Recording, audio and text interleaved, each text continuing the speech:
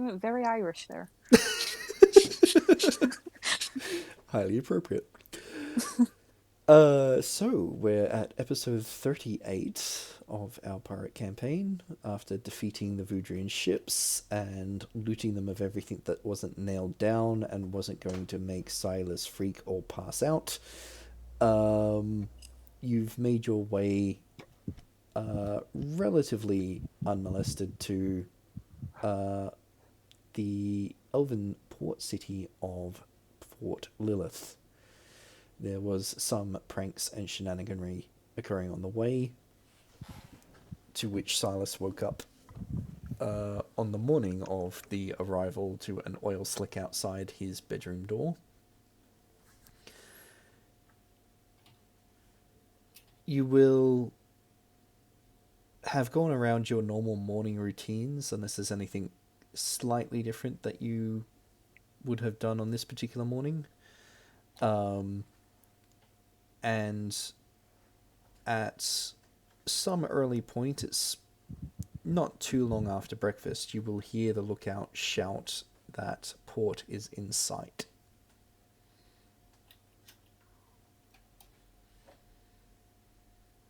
Haldir will look out from the captain's quarters and yawn a bit and go up to the helm to help getting the ship in. Silas will be waiting at the helm and looking out for Verity. You can't crash my ship again. Hey. I mean, am I at the helm? Or am I not? You can be. If you want to. No, I'm asking, did the other people be like, maybe not? Or did they like, yeah, it's fine? Considering that the only other two people that have been largely sharing the duties with the helm are the twins, and they will find any reason to not do it themselves, they would still give it to you. Perfect. Sounds great. So I'm at the helm. That sounds lovely. Nothing can go wrong. You can practice.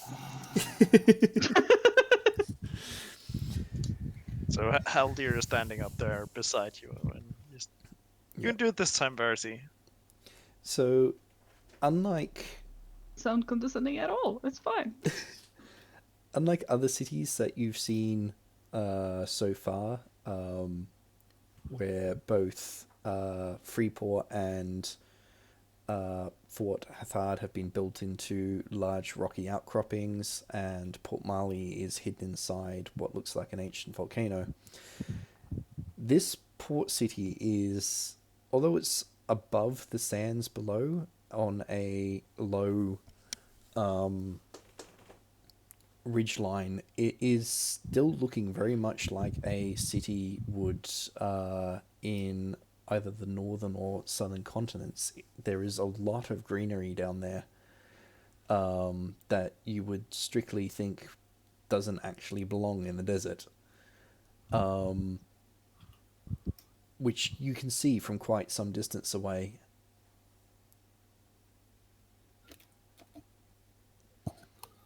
As you approach, Like a nice place. You see that there are long, thin towers rising up at equal distances along the entire external rim of the city, and a very faint sort of shimmer can be seen. Mug is coming onto the ship deck, having a big frown on his face, and then goes up to Haldir. Morning. Morning, Mug. Haldir, do you know about clouds? About clouds? Yes. Yeah. Okay. Can you tell me what a deceit cloud is? A deceit cloud? Yeah. Deceit. I'm not sure what you're talking about, Mug. Wait. There's also corrupt, corruptio, no, corrupt cloud. Corrupt cloud. Yes. What is that? We're talking about clouds. Oh, that bit. oh. Wait, where did the clouds come from then? I'm still liking that that's what Silas heard. Clouds. Yeah, Mugville point at the sky. Clouds like there, but called like deceit and corrupt clouds. Are you thinking about clouds like the ships we were fighting were having over them? Oh, I don't know. Someone said it. I had a strange dream. Huh. And then Mug is like looking into the distance with a big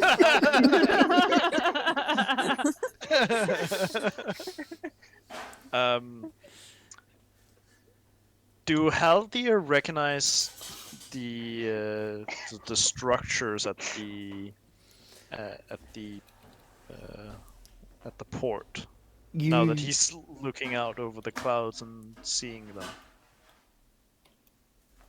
You've seen some similar ones, but not this close up.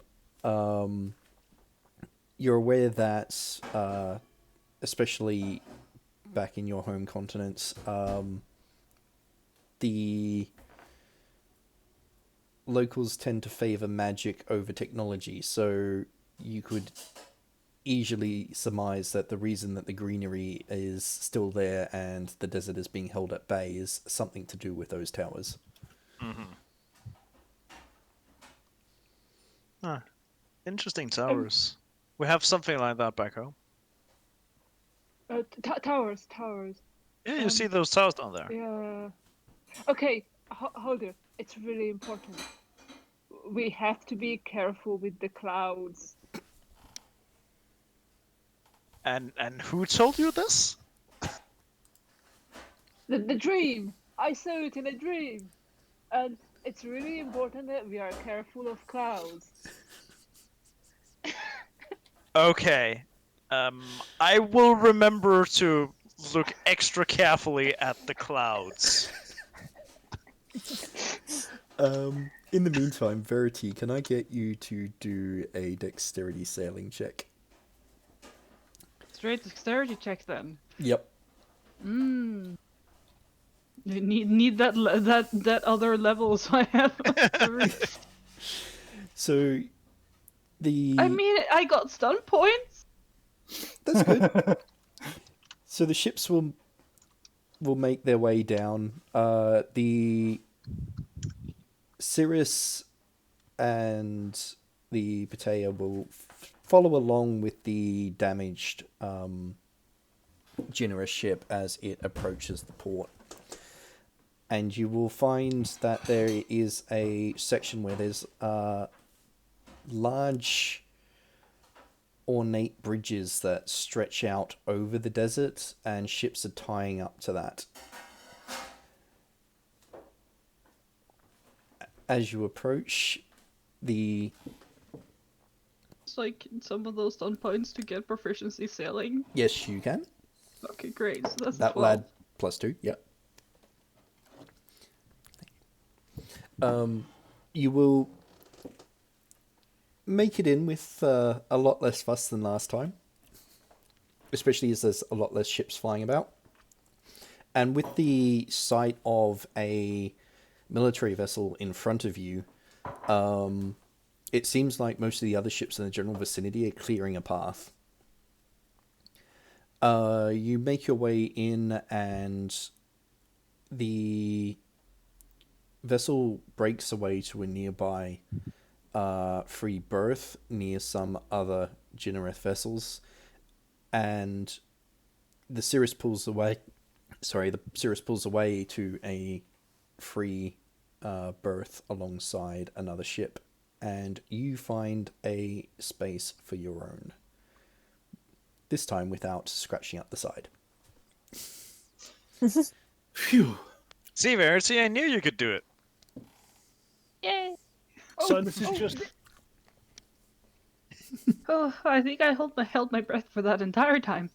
So this is just standing there, one hand on a pistol, going like, okay, and he lets go of the pistol. Well done.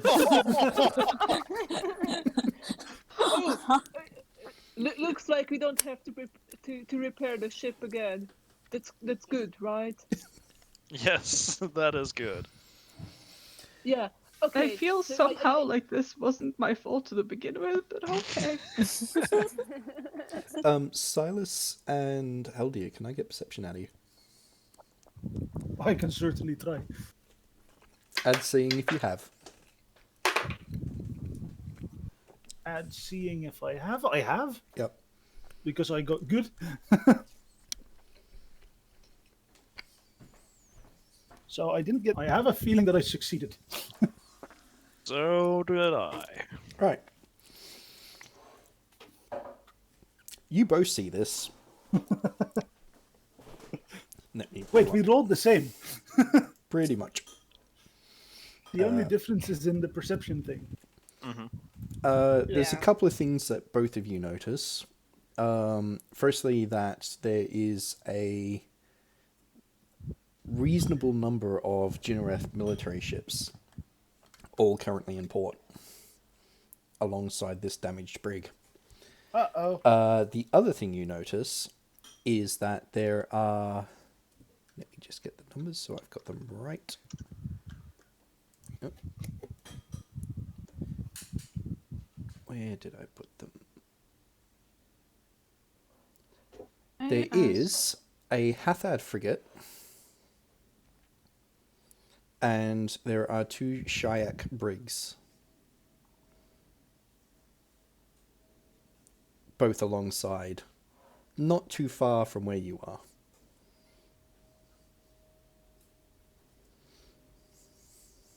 That's a lot Oh. of combat vessels. We should probably go see what war they're fighting and what they're paying for us to join. Yeah. Should we not collect our bounty for, like, getting those ships done as well? I hope we can get it in beer. Let's take the bounty. Ooh, in wait, beer. you managed to actually get, a deal where we get paid for this? Well done. Yeah. Yes, we're getting I think 1,000 gold so. from the brig that we saved. See, well done. Yeah. We should probably go visit them. Yeah.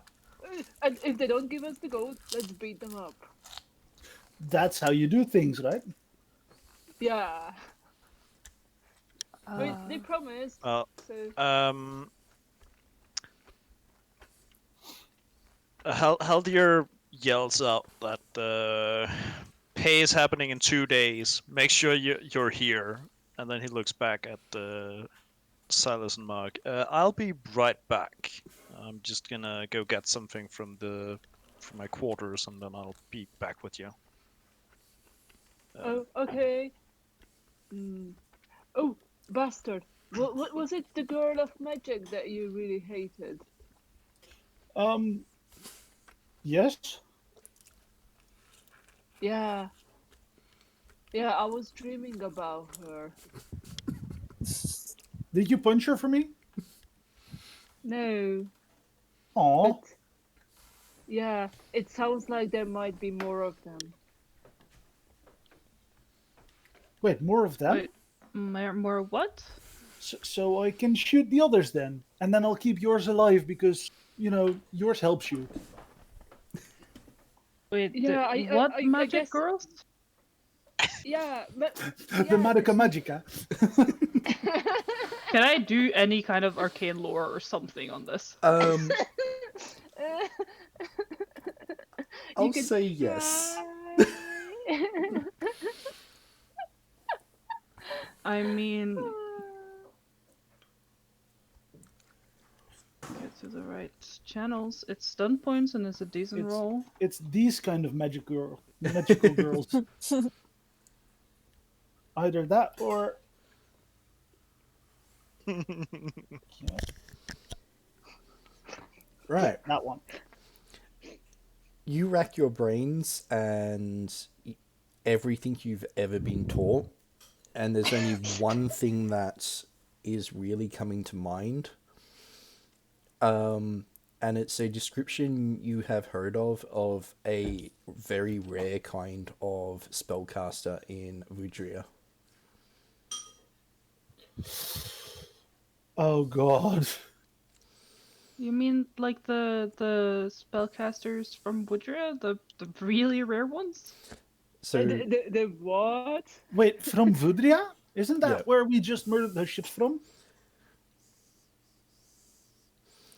what you Is it? recall, yes, it was the two ships. Okay, great. But what you recall of them is that normally what they would do is they would take the soul of a spellcaster and put them into an animated corpse. Well, yeah, it's kind of grotesque, but they do take, well, the soul of spellcasters and put them into, well, corpses and then animate the corpses. To be fair, Mug thinks about as much as a corpse, so that's why the magic works, probably. What? That seems kind of I don't get unnecessarily this. harsh. This was. Can you say it in like easier words? Oh,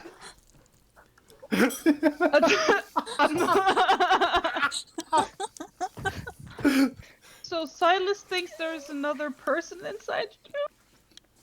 Well, you were the one Inside me? You are the What? one who suggested What? the soul of someone in something else.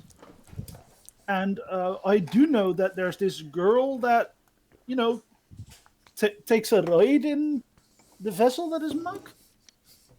I mean, it could be. Do I think it could What be? are you talking You about? You don't think it's outside the realm of possibility that Yeah, it's like, with the right kind of that's magic not it could usually occur. how it works, but I guess it's possible. I Maybe don't we get could- it. Wait, Wait, how no, often does no, she come out? What does she do? No. What did she do last time I- she comes out? No, I She get it set now. I fire get to what's everything. Is that safe to have on a flying ship? happening. I Yes, guess because that kind of happened. It's okay. We can get a new ship if this burns down. that depends where we are when it burns down, Mug. If we're mid-flight, it might be a bit, difficult to get a hold of a new ship.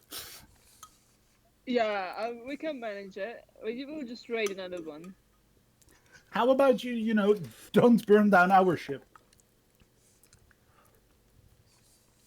Yeah, I mean, I don't know when she wants to burn stuff. Like, she didn't tell me that. She told me about clouds. I mean, one Are of they- them. She Are told we you still in your talking head? about clouds?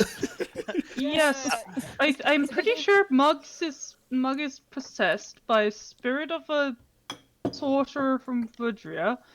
That's my leading theory anyway. Which is not impossible though. I mean, I usually don't they do possess they do anything. corpses. And she warned him about clouds. Yeah, there are clouds in the port, so we have to be careful of them. And the Haldir is hole. currently busy tying a scarf around his face and like clouds in the port. Yeah, like the seat clouds that are deceit and corrupt in the port.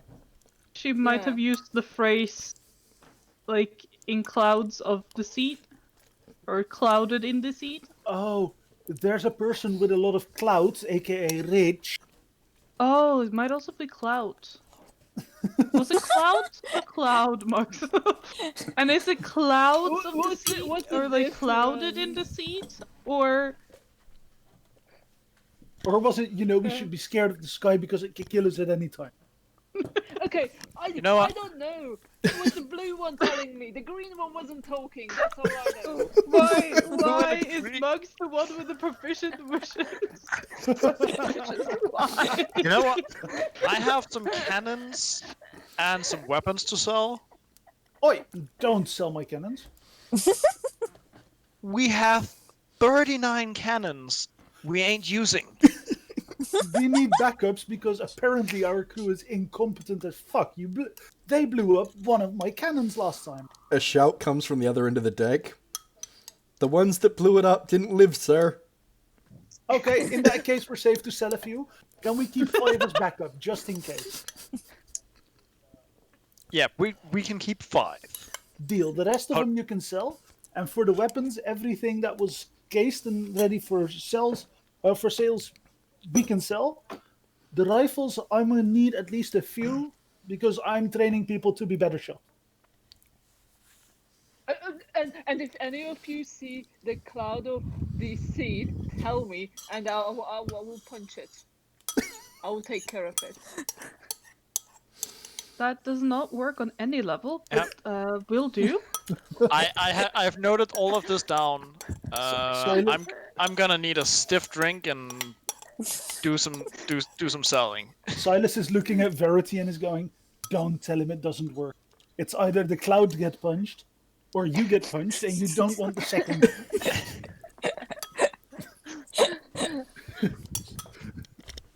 She's just gonna close her mouth, just like, yeah, no, you got me there.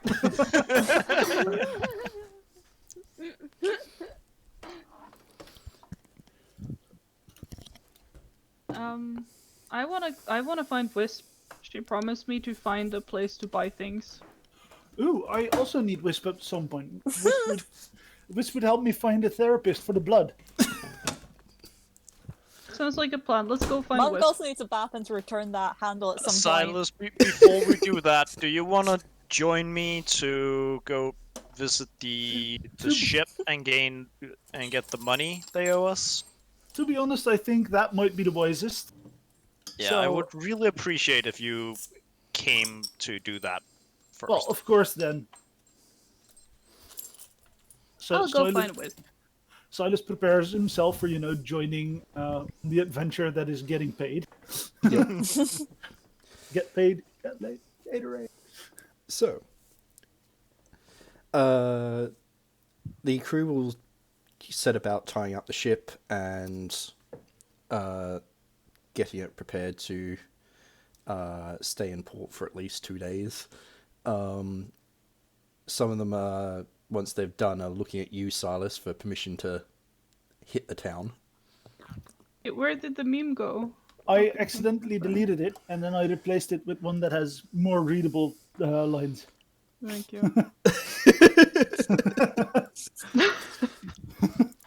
Okay, Oh, boy. Silas looks around, and then looks at Haldir and goes, "Well, crew's ready to hit the town, right?" Yeah. I hope they've kept some spending money from last time because they ain't getting paid before in 2 days. Okay, 2 days? 2 days? Yeah, as I've yelled out, so... You see a single crew member swear and walk below deck. Silas yells out once more, "Pays in 2 days, hit the town, we'll see you then." Most of the crew scatter. Let's go. Silas Let's yells. go. Silas ends his yelling with, "Don't do anything I wouldn't do." It's not very limiting. Yep.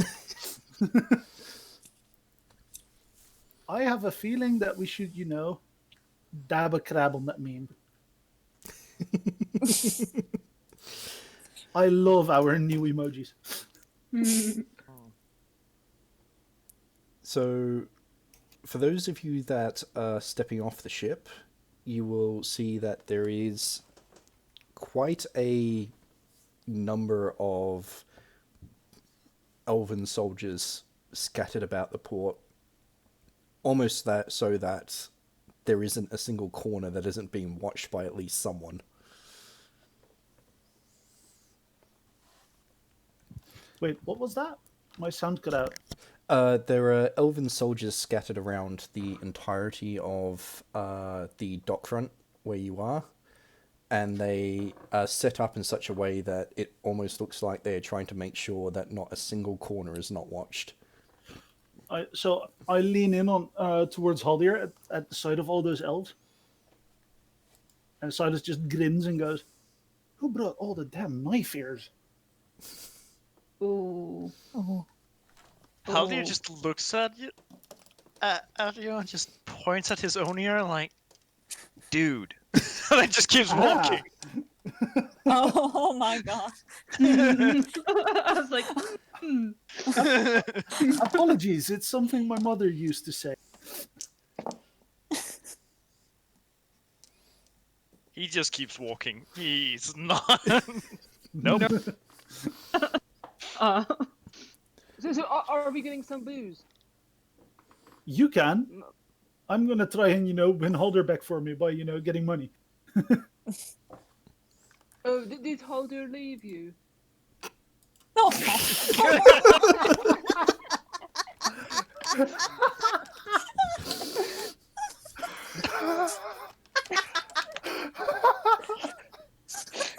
Technically. But Silas looks like stunned in silence for a few seconds, and then goes, "I mean, I guess. Well, off I go. Good luck."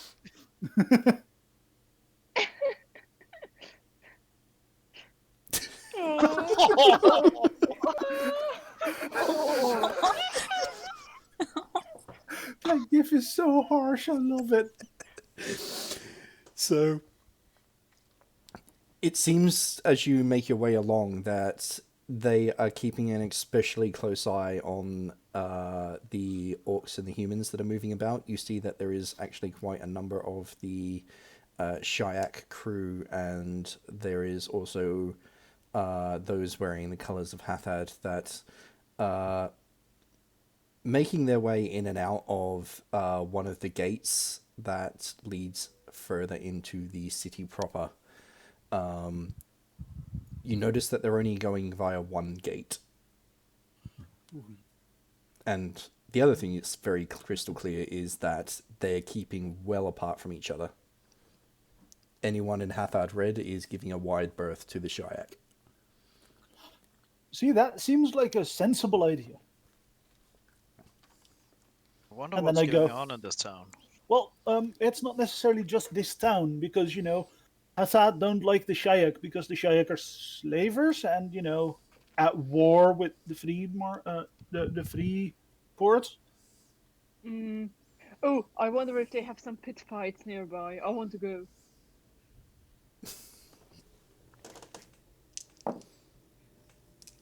meanwhile, Verity goes down and finds a Wisp.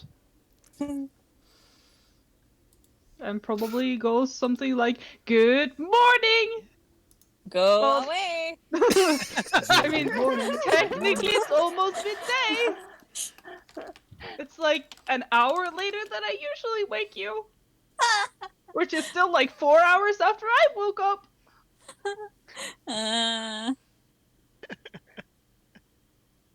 And she'll like go over to Wisp and like slightly like nudge her. Wakey, wakey! You promised to get me tools so I can open locks. Huh? We docked already? What day is it? What? We docked like almost, I don't know, half an hour ago. Oh, How can you sleep through that? quite easily. There's no destruction this time. Oh yeah. It's not easy to sleep through. I didn't crash the ship, so That's let's good. go. Give me a second to get orientated. So Verity will stand like on the edge of Wisp's bed, which is not in her office apparently. No. Where we dump her every time. My head was bitten off last time for saying it, for implying it was. That bed is not in the infirmary.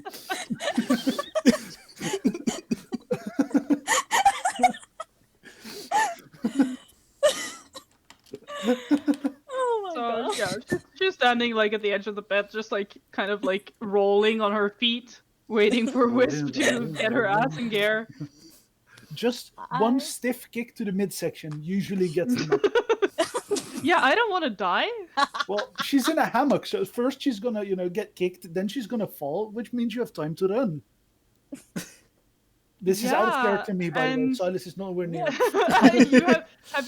You do realize there's a reason Wisp targets you with her pranks, right?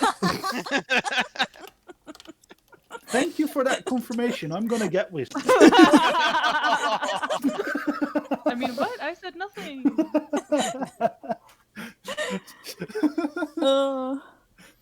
Silas had only, assumed that it was Wisp up to this point. You're not there. You don't know You're anything. not there. That is true. Yeah, nowhere close. You know nothing, Jones. So he still assumes that it's Wisp. I actually have something for you, Verity, for this day. Uh-oh. What? It's It's in pain. pain. Oh, What? Because you woke her up? No. See? No, I was more like because it's Wisp. I'm No, sorry, Wisp what do you Wisp think is of nice this? to me. Stop it. Do you think Wisp is nasty or something like this? Well, so far, Wisp has pranked Silas on every turn. Only because Again, you're accusing her Silas, of not foul play. Verity. Silas. Oh. So she's gonna hand you like stuff that's in like a scrap bit of fabric. So basically, you are now the proud owner of 150 gold. Oh wow. This is a lot of gold, Wisp. I'm not sure I can accept this. You have to, because if the captain ever finds out that I have large quantities of gold that is not mine, I'm dead. So. Yours? Okay. I've just put this. Yep. Okay. Um, I'm just gonna put this in my bag and Quick question. Yep. Did Yeah. Wisp notice that there was money gone? So She was Yeah. counting out the new money. So she knows that someone found the money, right? what I will do is, Wisp, can you do a perception roll? Yes. Triple one. I mean I can help you count. She's good at that. Yeah. I'm good at numbers. No. We don't do help finding out shit that Silas does. He hasn't asked me for help though, to be quite fair. A very questionable one. With that, I'll say no. You don't notice that there's a slight Okay. difference. See, that's why it's good I only stole like 25 and not 75. Yeah, the more that goes missing, the lower the roll needs to be. Fair enough. See, if I'd helped you, you would have gotten this. It wouldn't have been a problem. So, Haldir, are you sort of wandering off ahead of Silas, by the way? For a bit, like looking at the city and being more and more convinced of, like, yep, this is definitely Jinareth that is controlling this entire area. Huh. Yep, you're seeing plenty of Jinare flags and symbols, so it is clearly the whole port is under their control. Making sure that the cloth he has around the bottom of his face is sitting as it should. And Silas runs up to Haldir.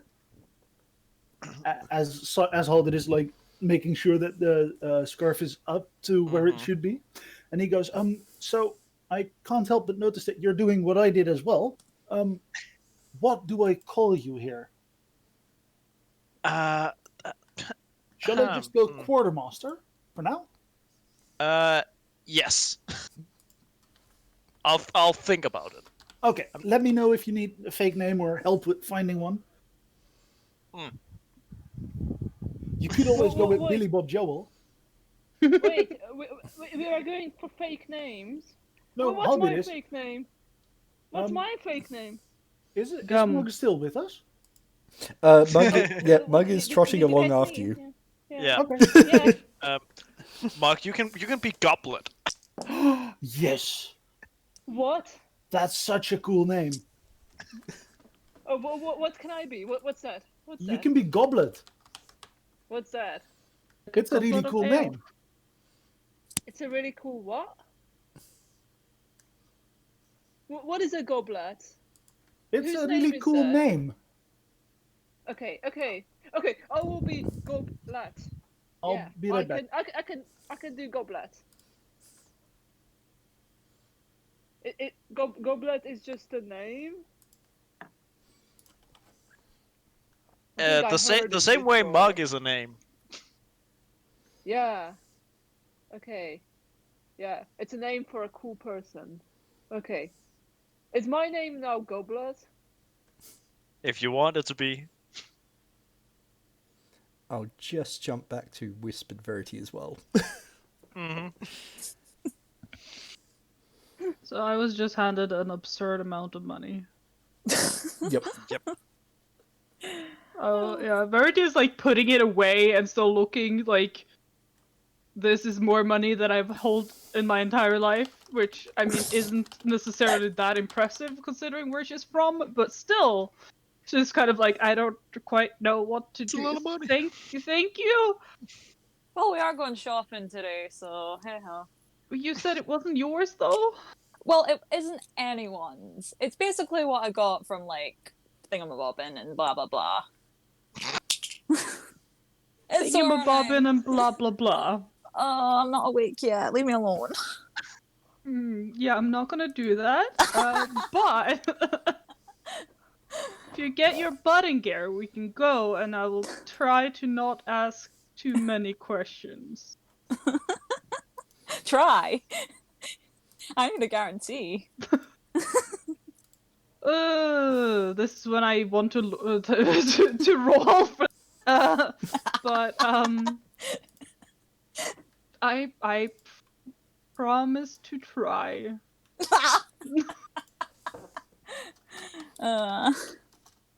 Okay.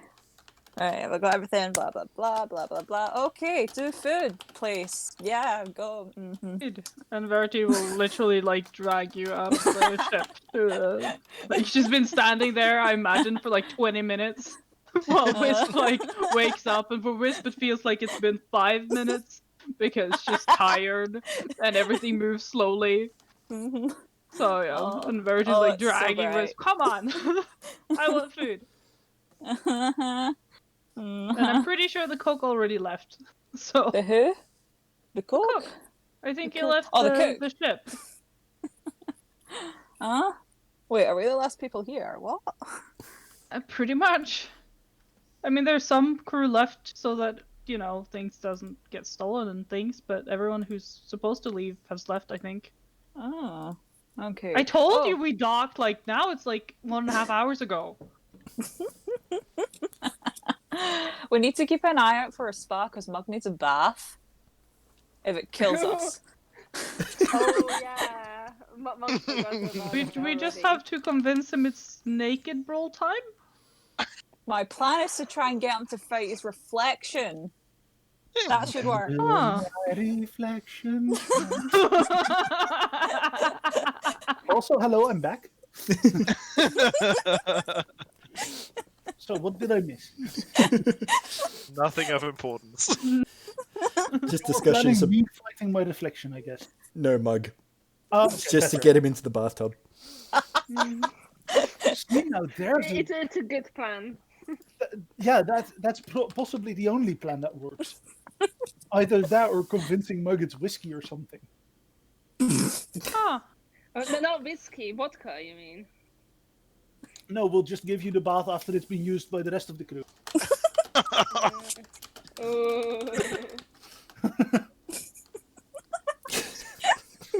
Oh, Bhajiri, is that you?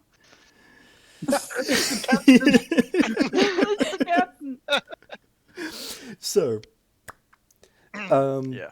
at this stage, the ship will actually be quite empty. There will be some crew around who will be standing guard just to make sure nothing goes missing. Which ship is that? That is your frigate currently. Oh, okay. Haldir and Silas, you approach the area where the generous ships are, and some soldiers move to block your path. And one of them steps forward and says, "Turn around, civilian."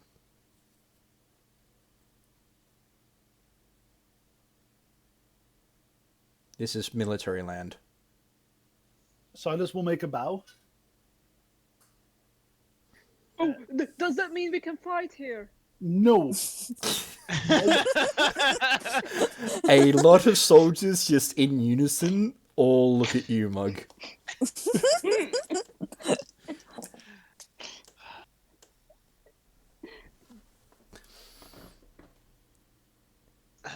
Haldir looks to the guard like, "We'll leave as soon as we get the reward for bringing one of your ships back home." He looks to you, nods, steps back, and speaks quietly to one of the other guards, who jogs off, and he goes, "Wait here." The guards resume their positions, and eventually the soldier returns, leading along a very well-dressed elven man. Haldir, you recognize that the clothing he's wearing indicates he's a military officer of rank enough to command a vessel. Glenn, Yep, quick question there. yep, I have military lore and I'm from the country bordering them. Yep. Where I've been taught everything about like how to deal with the elite. yep. I know that as well. You would recognize that this is most likely a ship captain. You're not 100% certain of the exact ranks. Haldir leans in and like gives him the information, and also just says, "You'll lead 1,000 gold," and then just stands to the side. Silas smirks and then takes off his captain's hat and gives him like the fanciest of bows. The elven officer steps forward and smiles and turns to the soldier that was blocking your path and goes, "All is well, Captain. Dismiss the men."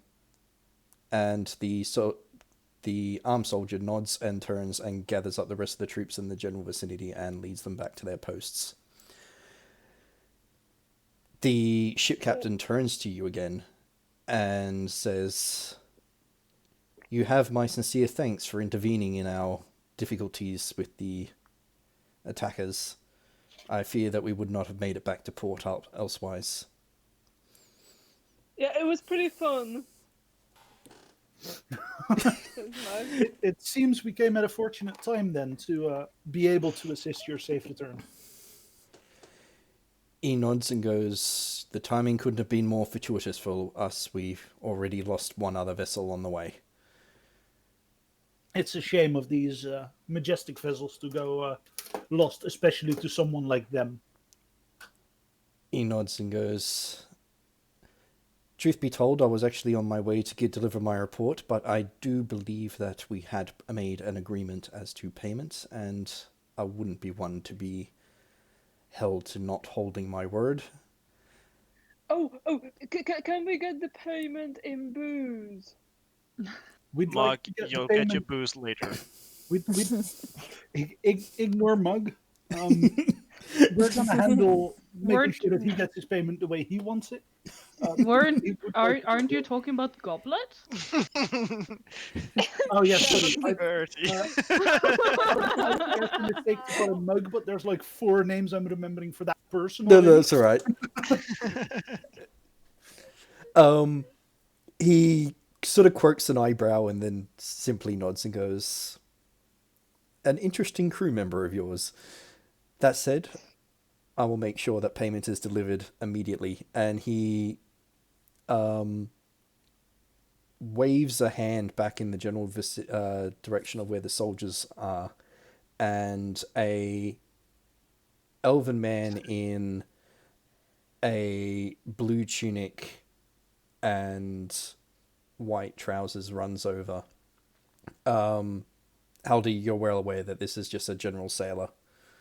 And the captain turns to him and says, "If you would make all haste, please report to the Admiralty and have payment of 1,000 delivered from my personal coffers." And then he turns to you, Silas, and goes, "Captain," and just raises an eyebrow. Yes, I believe you've spoken to my quartermaster earlier, and I point to Haldir. Gives a nod. The name's Captain Silas, And and he extends like the usual courtesy for that country, as far as he knows. Yep. The captain returns it and makes the arrangements, and the sailor goes dashing off.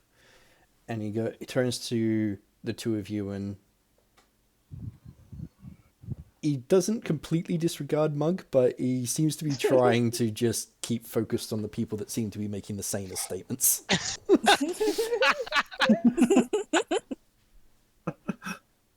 He then says, "If you wouldn't mind, I would beg just one more favor, if that's not too much out of your way. I'd like to extend an offer to have you join me when I make my report." I think that could possibly be arranged. To what do we owe this honor? Not a problem, Mug. The captain nods and says, "We did note that you did board the enemy ships. I do hope that you have some information that you can impart that may help our case when we raise this. It's quite worrisome that we were attacked, considering that there is no formal declaration of war." Oh, I know what happened. We went in and we were beating up the vampires, and we ripped out their teeth and put it down their throat. That's how we bet them. He looks at you, Mug, and then he slowly smiles and goes, "And they didn't deserve anything less." Oh God! Bringing Mug anywhere is dangerous, but bringing Mug to like an official meeting might be declaring world war. So I feel like we should convince Mug to, go to a tavern or something. Haldir gives Silas a piece of paper where there's standing like what he decoded out of the messages from the ship, and I'm like, "I leave this to you, Captain. I have work to do." In that case, I shall definitely join in on your reports. Come, Mug, let's find you some ale. Yeah, let's go have booze. Good luck, quartermaster. Good luck, goblet. What's a goblet? Silas just sighs.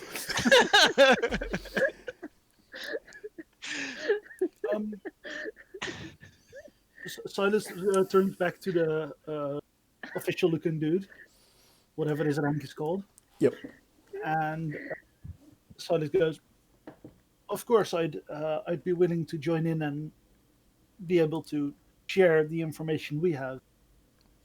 I'd also love to hear more of the outlying story, because the Voudrians,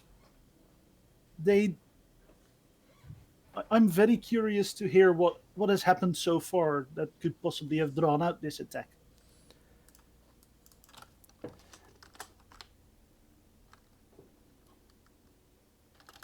The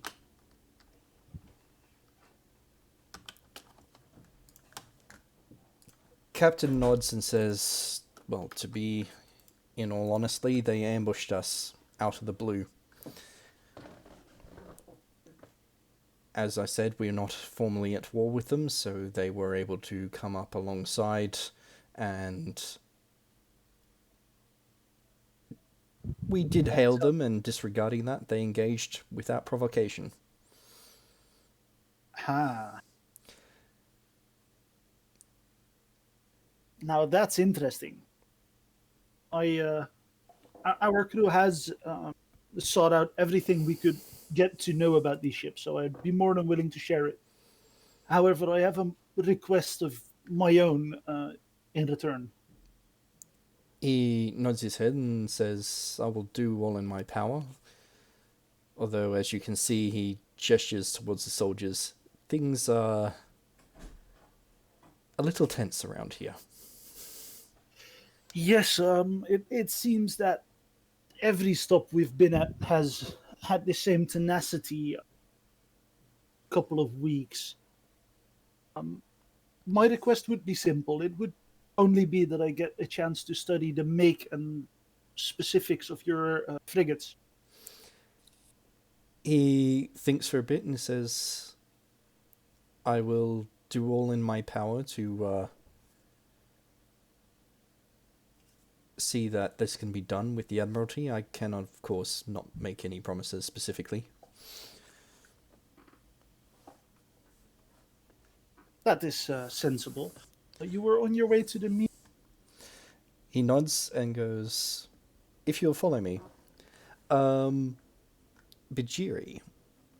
I saw you slipped in. Apologies for my tardiness. No, it's fine. I would like to wave over Bhajiri as we pass the ships. Yep. So the Cirrus will be laid up nearby, having also just recently docked, and Bhajiri will have released most of his crew, apart from a small number to guard the ship, to venture into port. Likewise, Bhajiri, can I get you to do a perception check? Certainly. And just a reminder, that's 3d6? That is plus 3d6. any appropriate things? Yep, plus seeing. Okay, fantastic. I'm just getting my dice because I forgot that I would need dice. So good. That is 1 stunt point. But it is... Do I have... Only a Yes, I get seeing. So, it is a 10, 11, 12, 13, plus 4 is 17. Alright.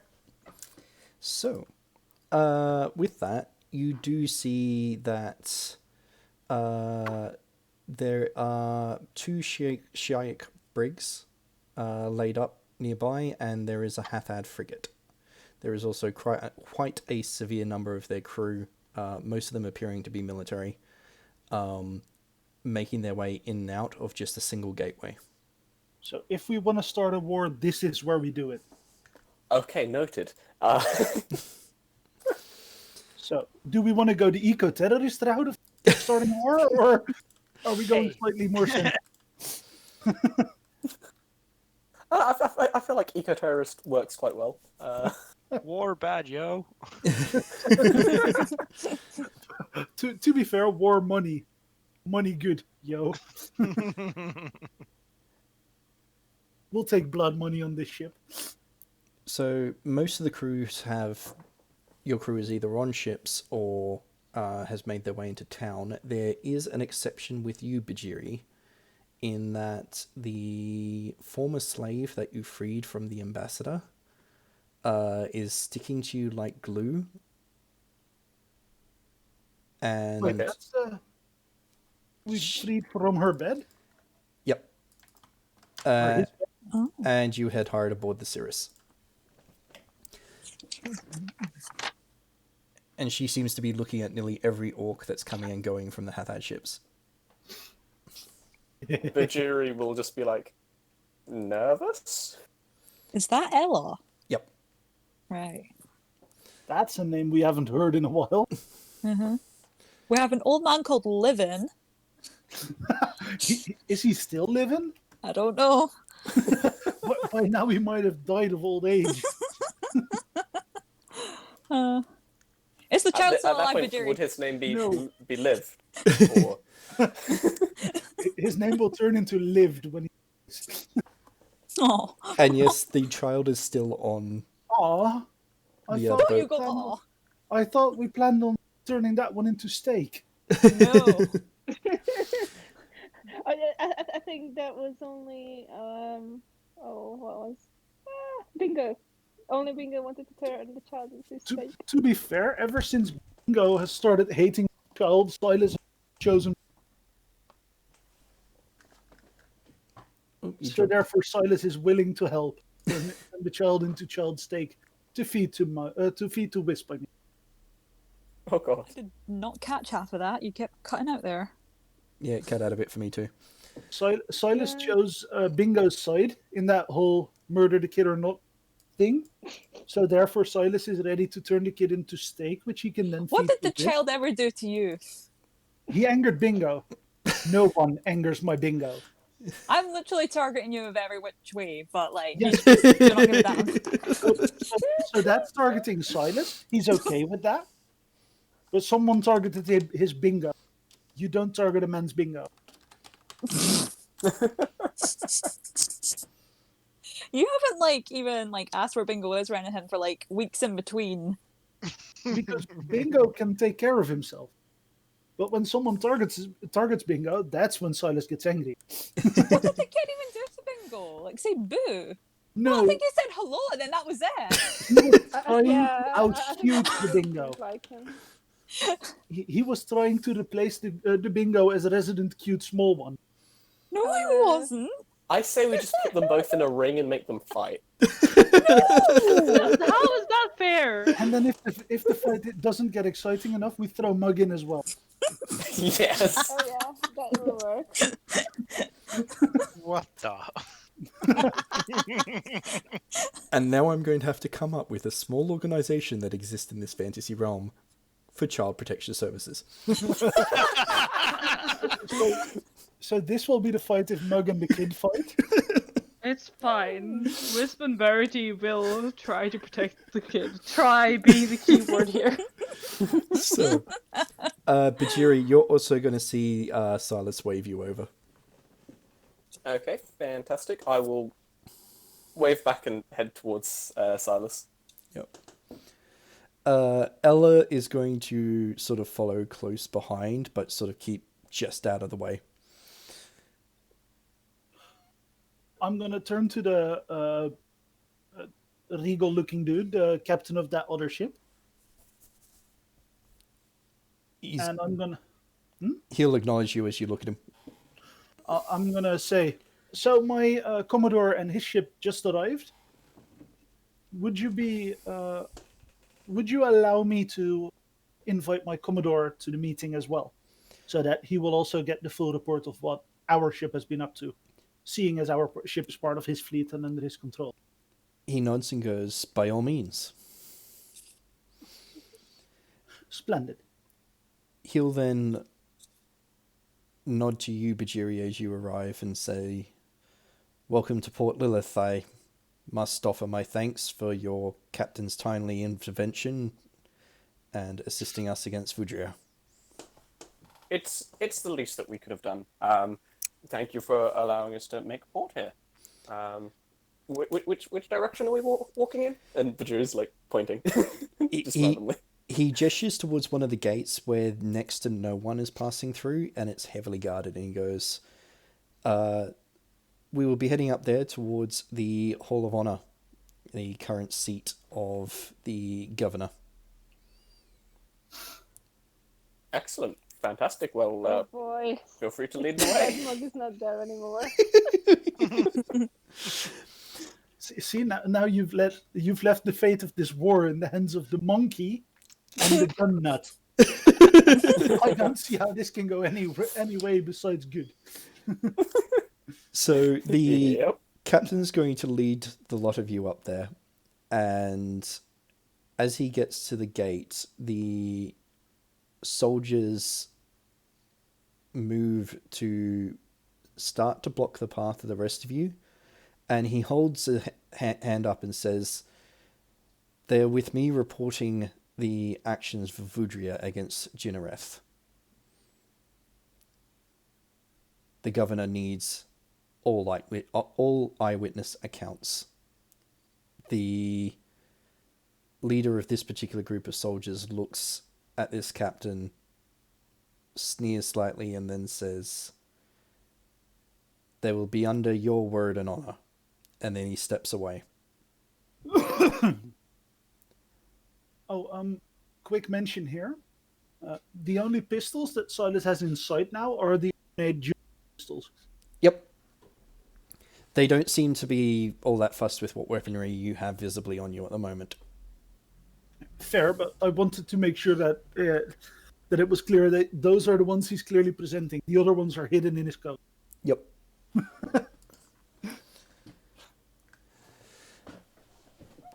So this gate will be slowly opened, and on the other side, it is clear that it's a very wealthy district, leading up to what looks like a massive hall and surrounding area that it looks almost like parkland and gardens.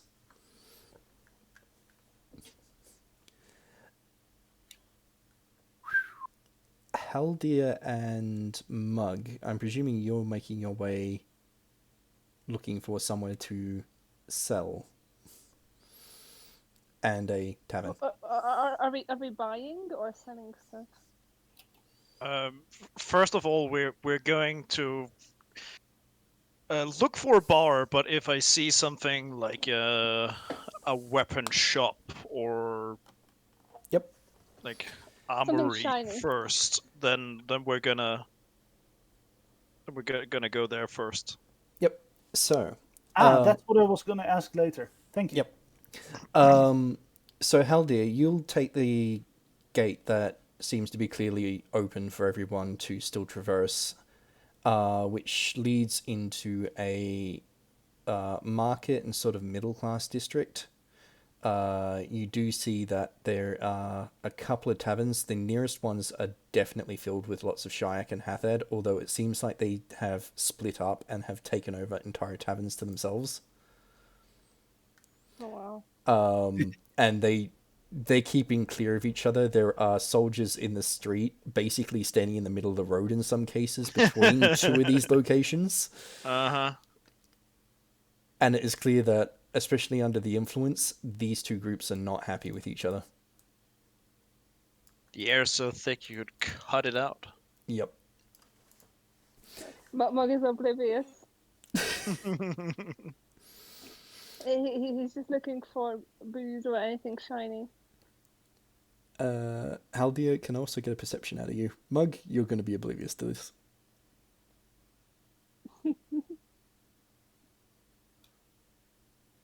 See what I roll. You will, however, see a tavern that they much further in, closer to the markets, that they haven't taken over yet. Haldir, you almost miss it, and you sort of... It's almost at that stage of questioning whether you actually did see it at all, but you're fairly certain you saw one of the locals spit in the direction of one of the Haathad troops. Ooh. Which is, as far as you're aware, a major breach of what would be normal dignified etiquette. Yeah. And a sign that even the locals are pretty pissed at these foreigners. Mm-hmm.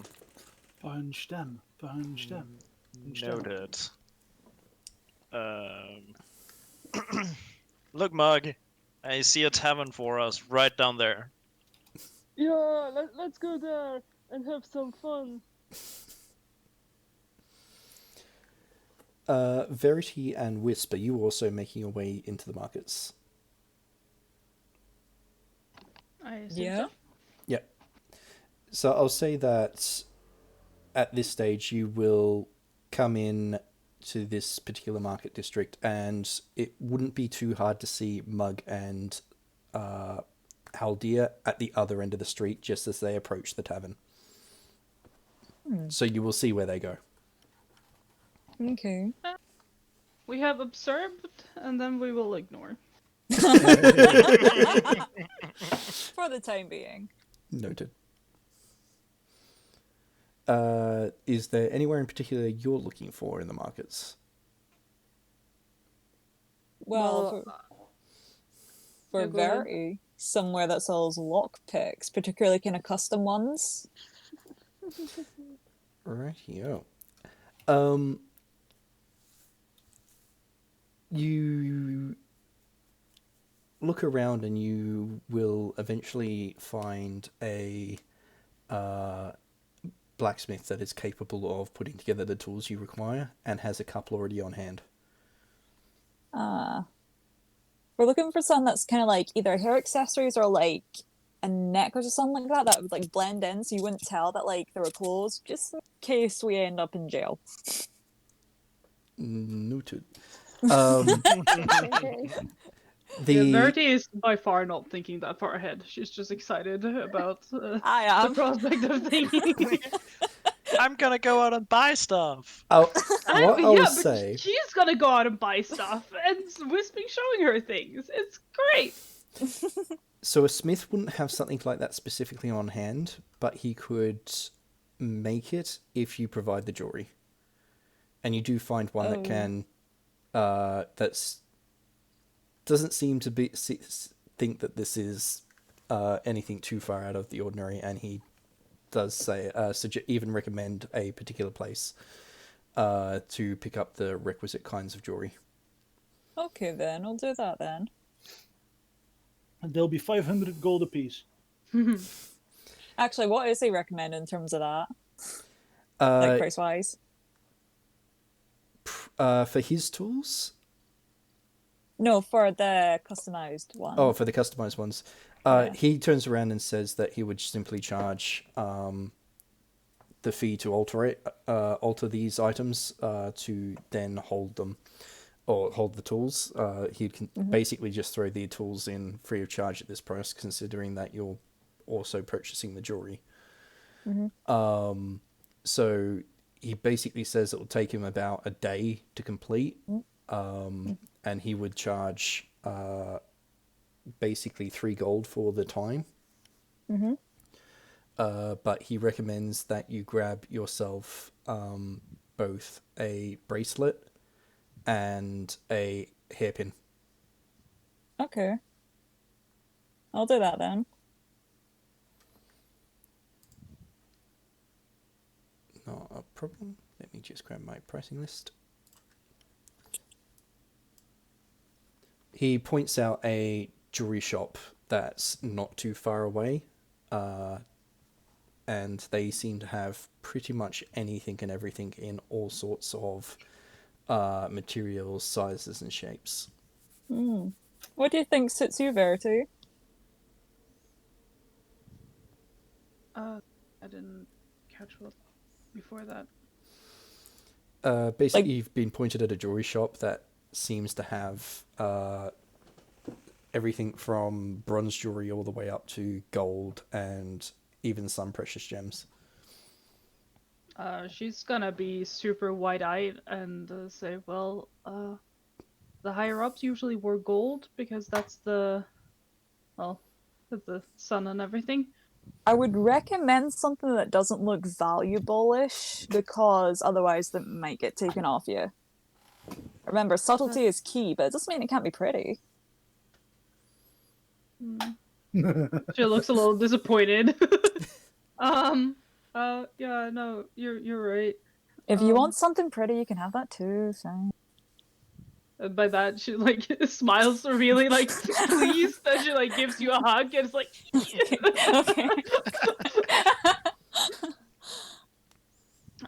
Yeah, and she'll go into the store and look for both something that isn't too pretty and something that is really pretty. Oh gosh. Plus, then if things get taken from her, they will probably just take the pretty thing and then leave the others, maybe. Well, that's the hope. Because if someone is stealing, they'll stop at the ugly. So the jeweler's going to try and effectively sell you the most valuable stuff in the stock shop. But Well, I have 150 gold, so... and no experience with money. This cannot go wrong. Oh boy. So basically, you shouldn't have handed her the money. No, you should not have handed her the I'm money. overshadowing her. Like. So the jeweler. Shop owner goes around being like, but what about this pretty? And she's like, oh, that's so pretty. And what about this? That's also so pretty. And Wisp Oh my is just God. walking around in the back being like, no.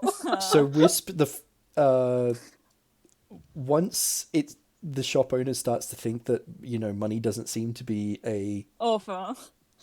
issue. It can do. You were being shown everything from gold to carved ivory and jade, with inlaid jewels like. Um.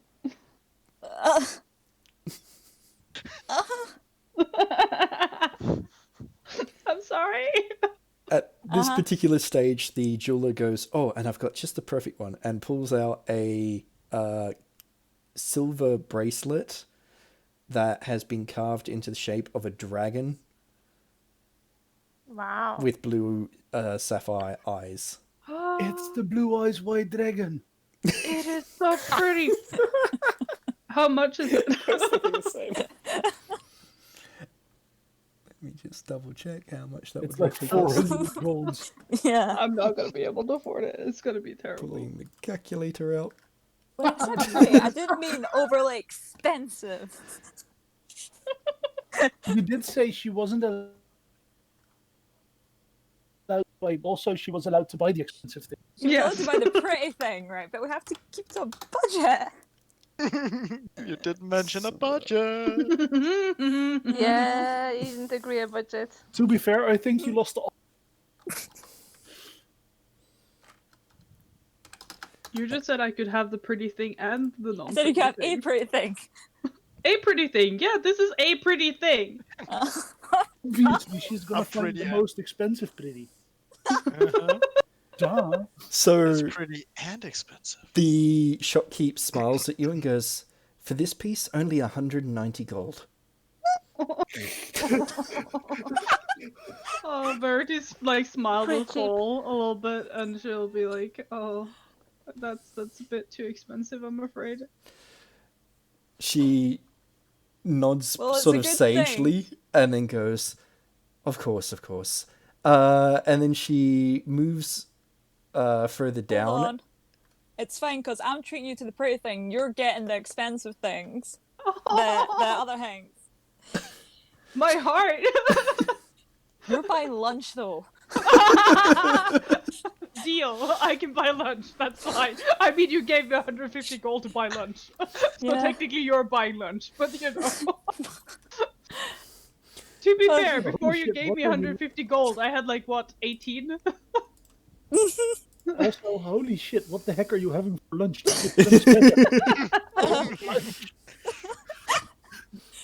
Right, So- just So the I'll shopkeeper give her sort of the money. stops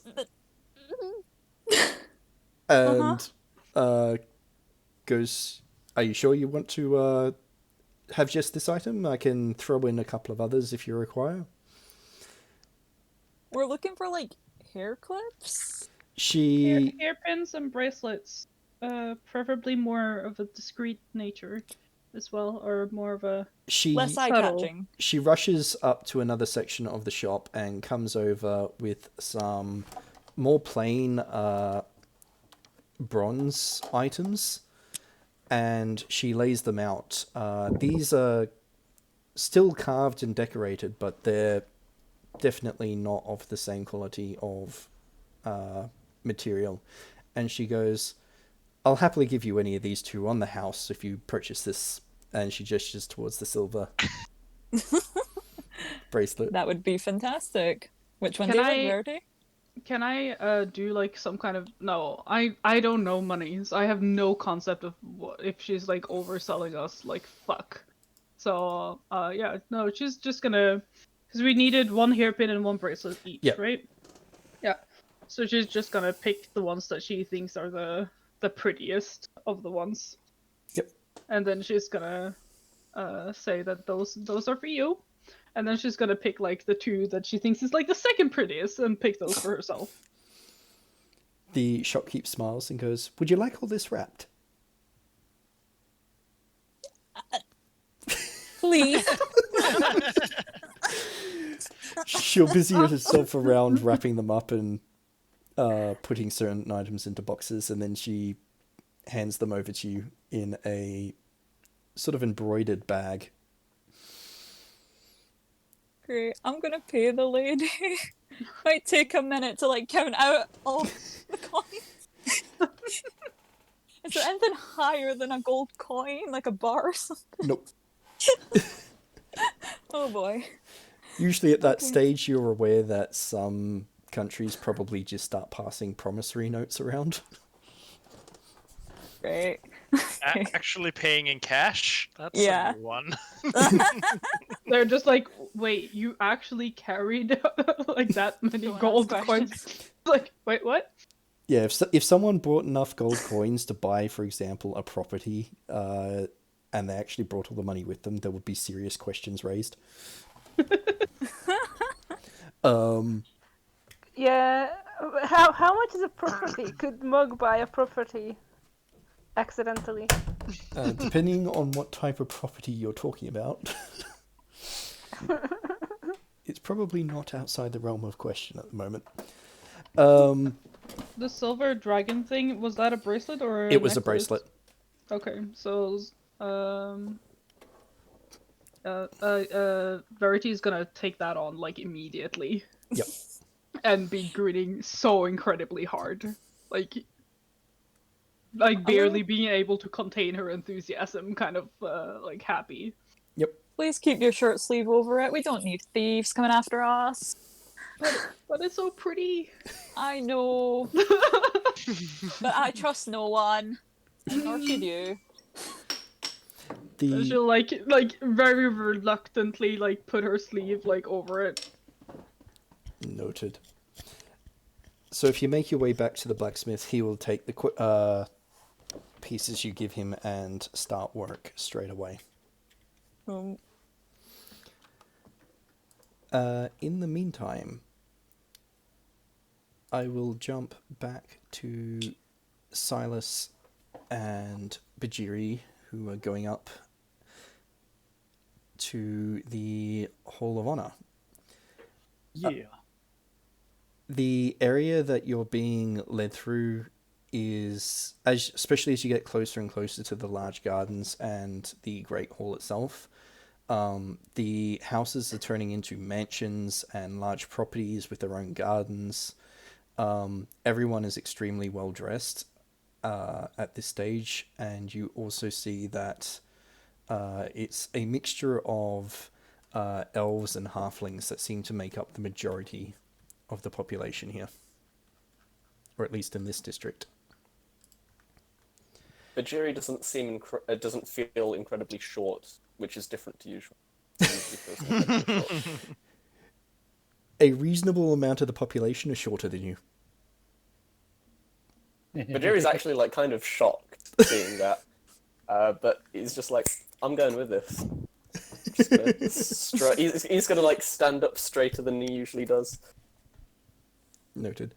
Bhajiri, you yourself will also notice that you're getting a lot of looks and glances, and that there's a couple of people that will sort of whisper as you pass by. Children are being pushed away from him. At that point, like Bhajiri will lean over to Silas and be like, "Do you think I can convince them that I'm just a monkey as well?"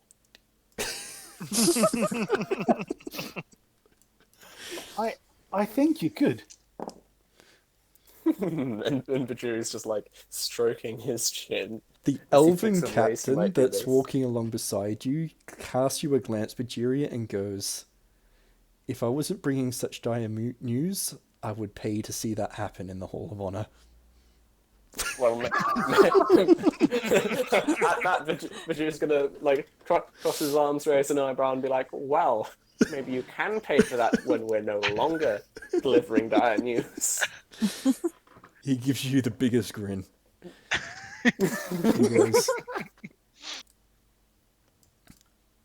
"Truth be told, we haven't seen much of your folk here in quite Have some you time." seen it? So you have seen some of my folk at some point in time?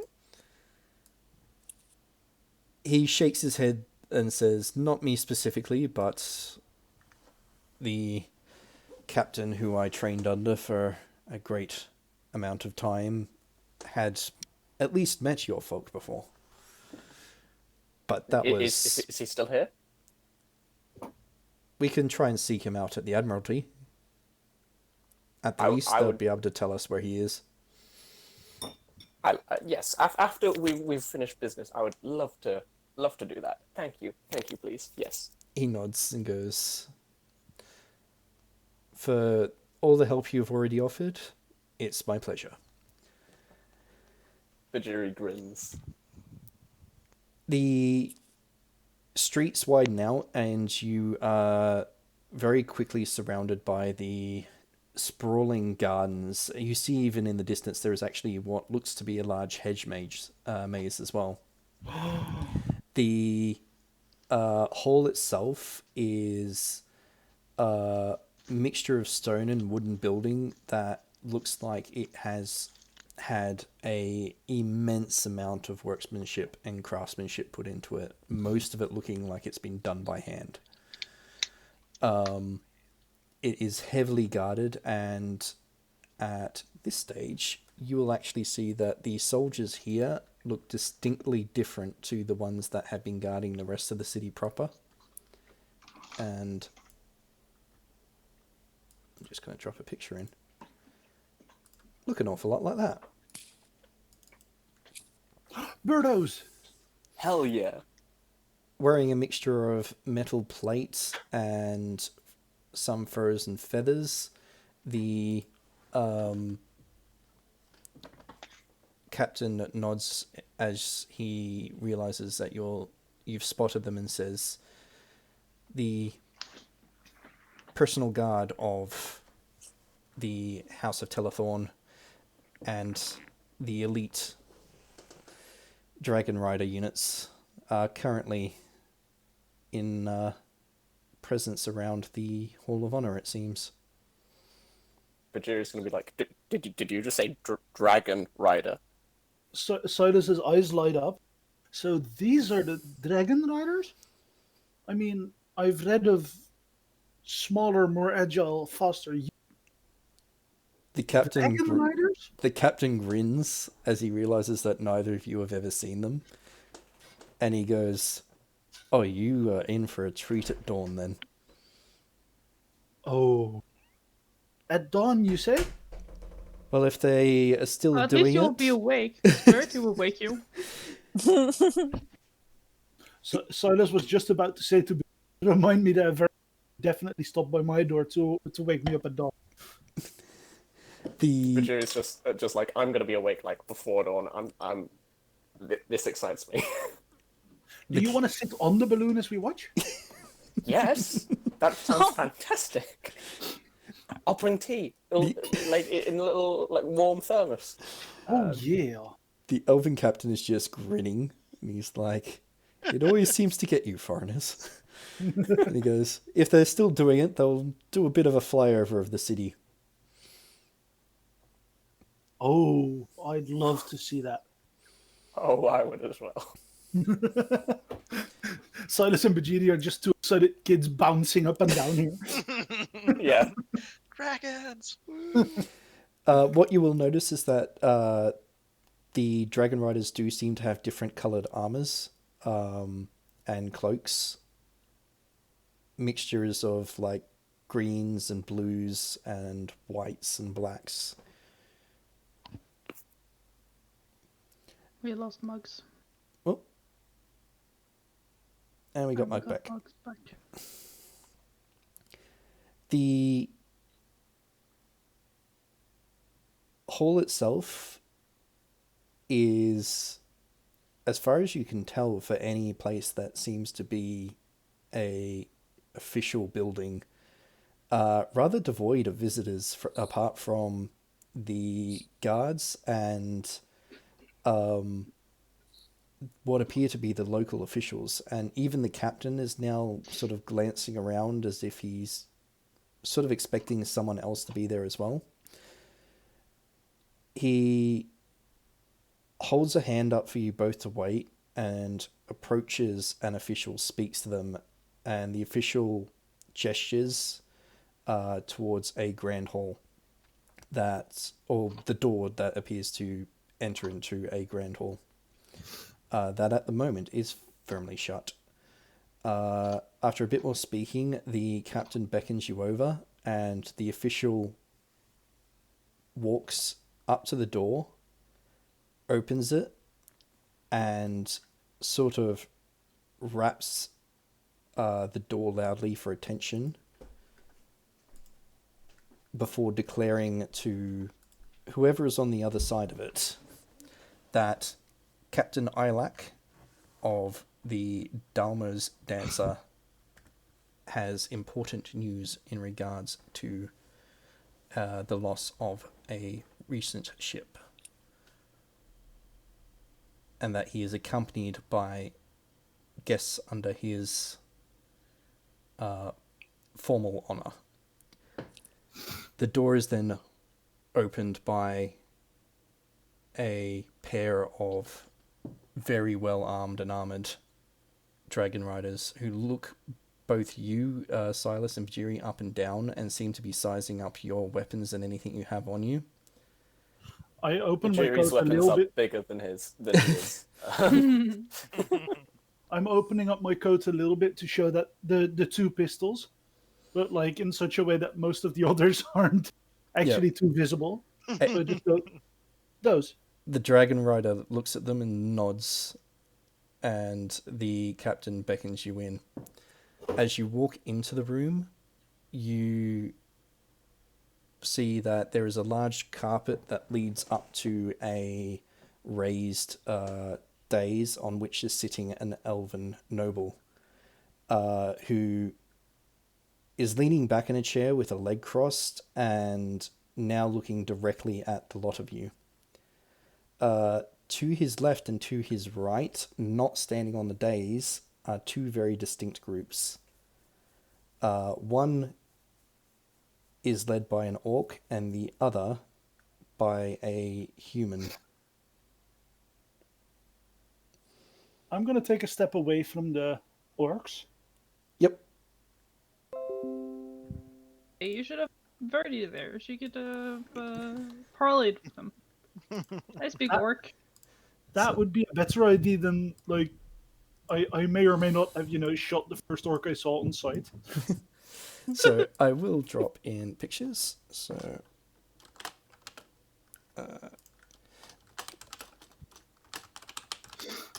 drop him in, and He's a very handsome chap.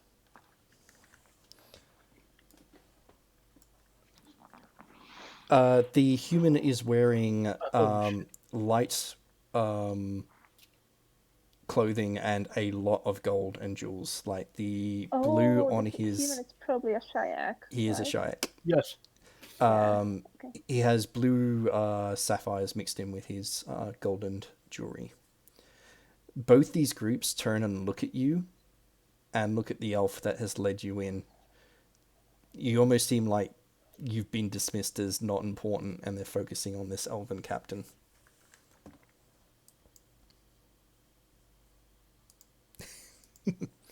And at that point, I'm going to jump to Mug and Haldir, having walked into a bar. Oh. Yes. That's the start of a very bad joke. Or World War III, depending on how things go. So, Mug and Mug and Silas, you... Mug and Haldir. Oh, sorry, it is Mug Haldir. and Haldir. Sorry, it was Silas in the last room that was about to start World War III. It's okay, they don't have Mug there. Mug and Haldir, you walk into a tavern. This one is a little less busy than the others. Haldir, you get the general gist that the reason being is that the locals have been rather unfriendly to the Haathad and the Shiuk. They glance up, and at least seeing you accompany the dwarf as he enters the tavern, sort of give a glance and then go, not worth the effort, we're already pissed at two other groups. When they get into the tavern, Haldir like removes the scarf from his face. Mug, you find us a table. I'll go and buy us a drink. Oh, yeah. I will find the best table. Do you want one that's big, or do you want one that's clean? Clean. Okay, I will do my best. Mug, can you roll a perception? Mug is licking tables to test how clean they are. Haldir, you go. I'm presuming you're heading up to the bar. Yeah. Yep. So the tavern keep will look at you. You'll see that he glances another glance across at Mug, and then nods politely to you as you approach and says, "Welcome to my establishment. How can I help you?" Thank you. A light ale from me, and he points at the at Mug. The strongest you got for him. He nods and goes, "Of course, of course." And he ducks his head below the bar and comes up with a large bottle and says, "The absolute strongest, sir?" Yes. He puts that bottle back and goes and walks up to another section and comes back with a really dark bottle, which he pours into a tankard, and then he goes and pours a light ale for yourself as well. While he's doing that, Haldir leaning on the counter is like, "It's been a few months since I've been back in Jinarith territory. It seems like things are happening." The tavern keeper laughs and says, "Now that's the biggest joke of the century. If we don't have the Shiuk starting fights and doing all sorts of shady deals up at the Hall of Honor, it's the Haathad, and if it's not them, it's the next group that comes along."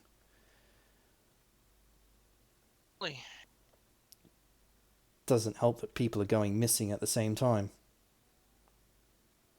People disappearing? There's been stories coming out of the poorer districts, especially over where the warehouses are. Hard to tell who's doing it, but everyone's pointing fingers at the foreigners in town. And he just gently nods his head in the direction of Mug. Figures. Anything new from mainland? Nothing too interesting at the moment. Same politics at home, and only difference being is that we're seeing a lot more of them, or a lot more of the Dragon Riders, and quite a number of our ships out this way these days. But frankly, I'm happy they're here. Dragon Riders here, huh? Well, now I feel safe. Gives a smile and takes his drinks. Walks back to the table. Yeah, I was almost dying of thirst, Haldir, but look, I found a great table, and Mug points at Glenn can decide based on the roll how good the It's table reasonably clean. It's got There's a couple. only a loaf of bread. There's a couple of like droplets of what appear to be like a spilled drink, but other than that, there's no substances that seem undescribable on the table. Yeah, Mug is like, look, there's no puke on it. I can see that. Good job, Mug. Here's your booze. I made sure it was the strongest they had. Yeah, thanks. It has a good color, says Mug and starts chugging it down. As he starts chugging it, Haldir looks back at the barkeep and like points at Mug like, "See, I told you."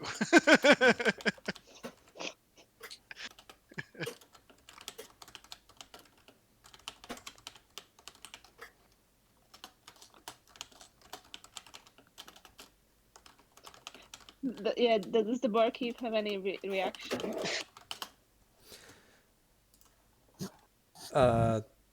To Mug sculling his drink. Yeah, Mug is chugging his drink. Right. And Can you? Haldir just looked at the barkeep and pointed. Yeah. Mug, can you do a Constitution check? Oh, You it's get to- that strong. You get to roll. He's pretty much giving you straight liquor. Straight what? Okay.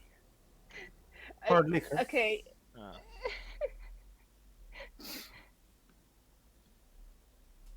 Uh, Sorry, I'm laughing at the roll. uh-huh. This is... and I get my drinking extra on this Yep. as well, Yes, right? you do. Yeah. Ooh. So let's actually add this up.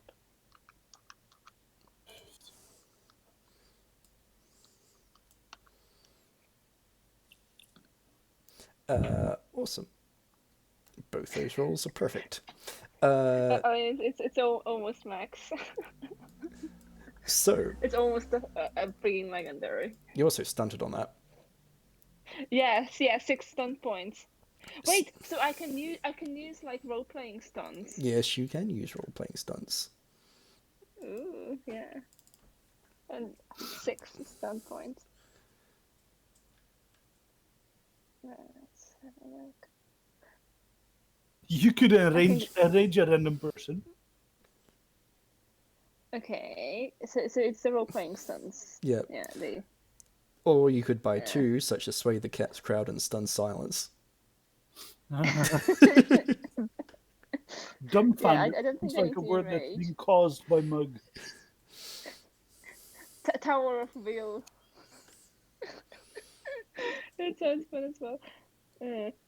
Yeah, flirt. I'm not sure. Wow. Okay. I don't think I don't think Mug is flirting with the barkeep. I'd say probably the ones considering what's going on at the moment. You could probably use Sway the Crowd, Stun Silence, or what I will say is there is the potential for and another thing. Well, Bon Mot, no.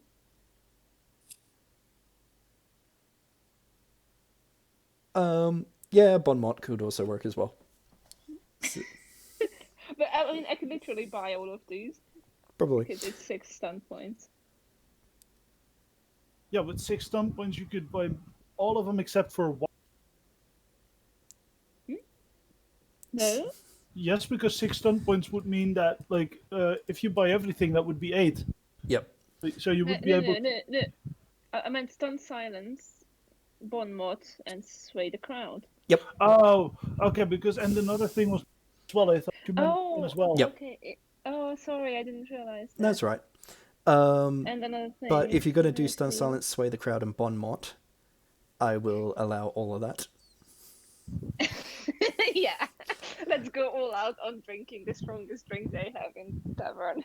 So, what I will say has happened is that because everyone's been like the conversation is dulled enough because they saw a foreigner enter the pub.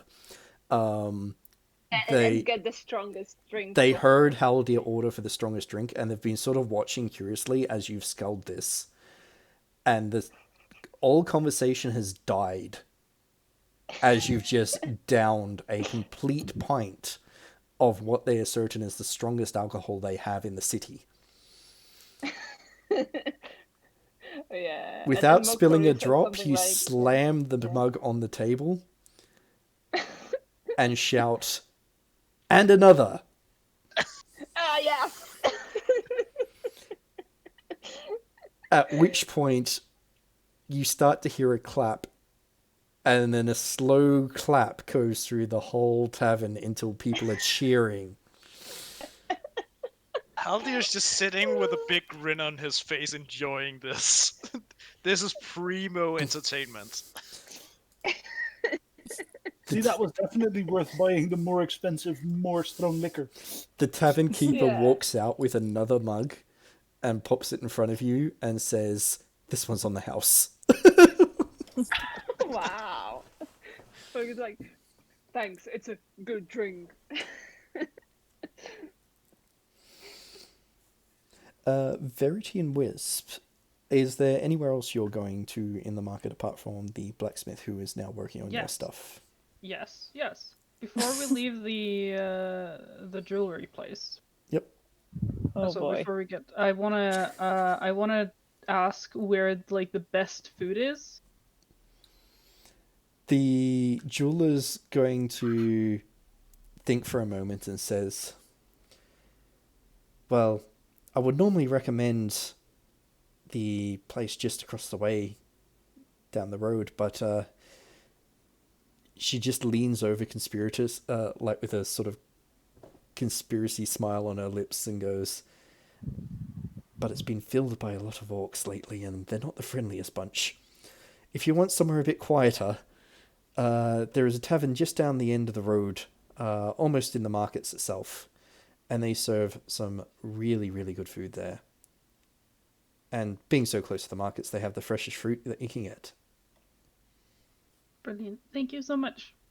And then after we've been to the blacksmith, Verity is gonna basically grab Wisp again and be like, "Food." Oh. And despite actually generally liking orcs, she does like the idea of somewhere slightly more quiet. Yep. And the idea of fresh fruit. So she's gonna take her to the other place. So I'll say that you'll walk in just in time to see Mug down his drink and slam it on the table, and just the cheer that goes through the tavern. Oh boy.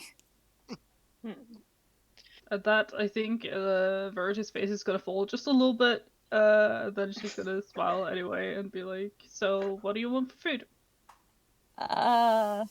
What's on the menu? Not whatever he's having. I don't think anyone wants what he's having. Oh, that's mean. So yeah, no, they'll go over and be like, "So, what's are there menus here, or is it just like I don't know how this works." So the elf who is working behind the counter sees you approach, and realizing that you're looking around, he comes out with what appears to be a piece of paper, and he hands it out to you and goes,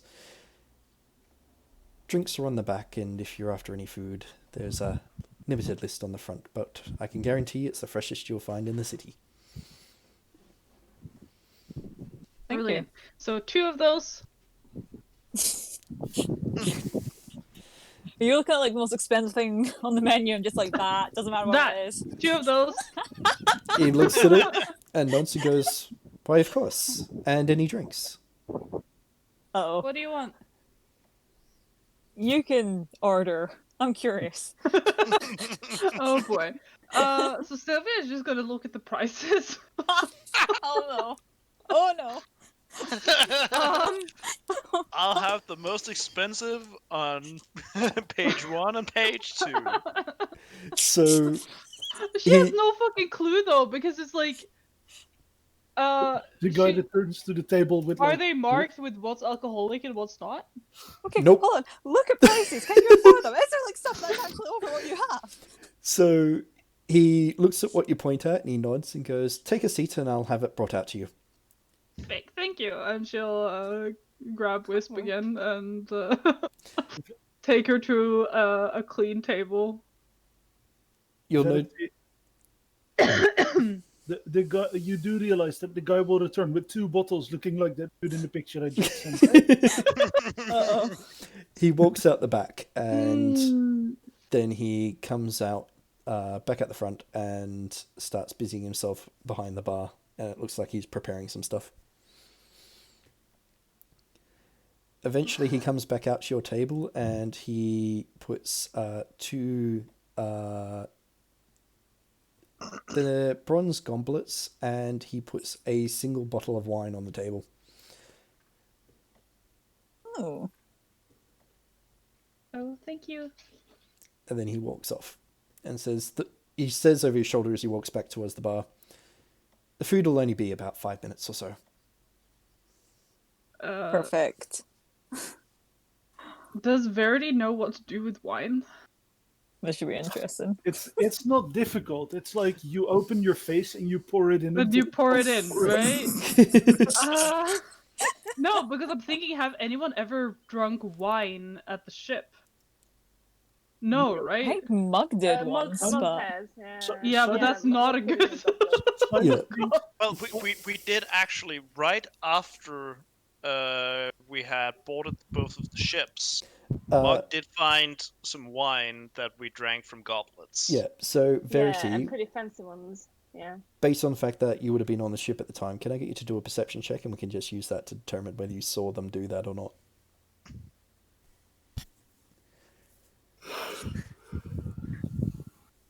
I think the closest thing otherwise would be Silas drinking mead, because mead is basically a form of wine. Yep. Although My you've been evil drinking that. eyes I've been drinking are it from a fucking cat amazing. bottle. Yep. Because, you know, I have. if you're gonna crit at anything, it should be the thing that won't actually fucking matter. Legendary remembering this? You really know how to do this wine thing, huh? Yeah. You even Fine. It's for Whisp, I'll do it right. Aw. So not only did you see how to do it, you are able to remember how to perfectly do it. You're able to completely replicate the whole process as if you've done it before a million times. Verity is just like, chew, super fancily, like with the swirl and the fresh bouquet. And she's never actually tasted wine before in her fucking life. But You look over, Wisp, you'll notice that the tavern keeper is sort of nodding appreciatively. He's like, "Oh, it's an actual connoisseur, someone who knows what they're doing." take one sip there. And I can just imagine that on the ship, we have done it as a joke. Like, pretended that we were very fine people, and now Verity is just like doing it so crisp that it's actually his. do Haldir and Mug notice? Yeah, they will see this. Should we roll perception? No, Oh, you will oh, 100% see this because it's... The roll. Mug is like, oh, look, the others are here. Why are you not joining us, Haldir? I think this is what they call girls' day out. Girls, day out. That's what they're. Yeah. Are we having a guys' day out? Well, we're just here having a drink before I go out and try and sell all of the stuff we have on the boat. Yeah, Ship. but are we having a day out? Ship. Boat is a robot. We are away from the ship, so technically we're having a day out. Yeah. Okay, Haldir, we have to make sure that our day out is better than their day out. Well, you've already gotten free booze. They can't do any better than that. Yeah. Well, I'm going to drink more than them. Definitely. Mug, if you drink your second drink, I'll get another constitution roll out of you. Oh yeah. It's still decent, but I think it's starting to take effect now. Yep. Food gets brought out by what appears to be a kitchen hand to you, Verity, and Wisp, and it's a pair of mixed platters that seem to be a mixture of fresh fruits, nuts and produce, and all sorts of like gourmet cheeses. Verity is very pleased and also completely out of her depth. But it's fine. Like she'll try really hard to eat the things and be happy. I mean, it's probably gonna be a lot of things she's never tried before, but Ditto. This is very fancy. Ooh. Oh, when I Mug mean, sees like pretty that- much that her stuff- only gauge on whether or not this is going successful is whether or not Wisp seems happy with it. If Wisp seems to be pleased and happy and like eating and stuff, this is a complete success. Wisp is gonna hold out her glass of wine in expectancy for a toast, or like a little, the clinking of the glass. Mm. She's done that on the ship though, I think. Yeah. So she's gonna clink the glass and Cheers. Cheers. And drink. When Mug sees this, he's like, "Oh, barkeep, bring us more food than they are having."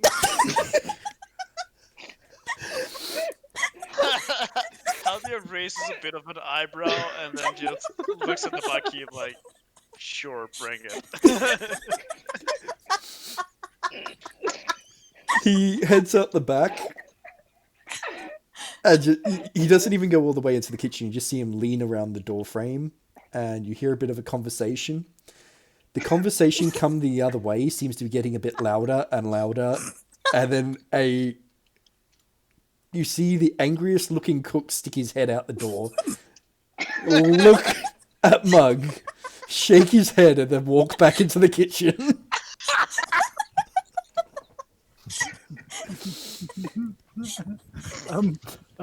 Haldir, Mm-hmm.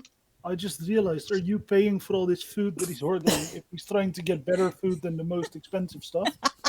No. Mug shouted, "Bring us more food than they More are food, not Yeah, more it- expensive, it just was more of it. I mean, Mug doesn't understand more expensive. He's like, more food. You see a couple of seconds later, the kitchen hand that brought the food out literally goes jogging out of the tavern and chucks the left into the market. Well, guess he has to buy some more. So, with Yeah. that, Meanwhile, Mug is shouting, "Yeah, you have to properly celebrate after killing vampires." And he's drinking and shouting about it loudly. So remember how we tried to, avoid a world war? We're late because conversation goes into a bit of a lull for a second before it slowly picks back up.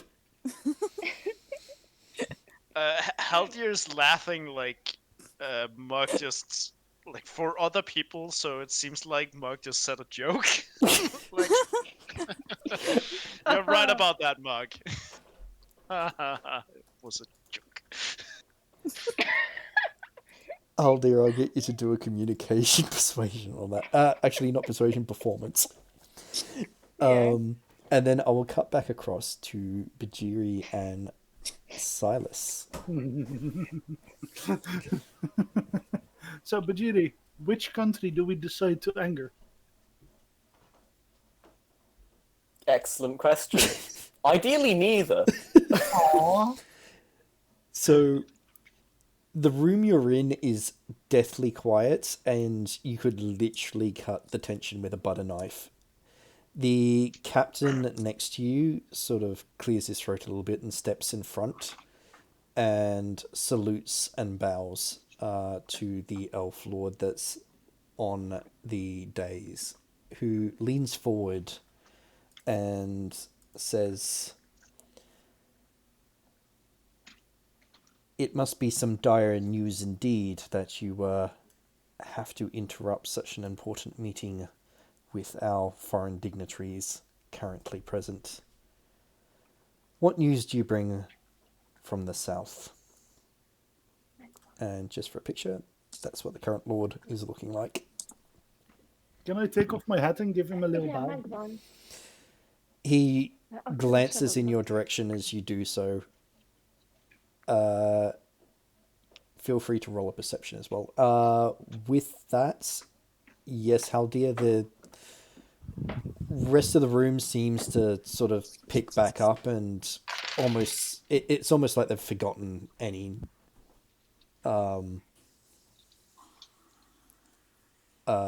news that could be gossip has been said, and have in the end passed it off as perhaps a jest they didn't understand from some foreigner. Good.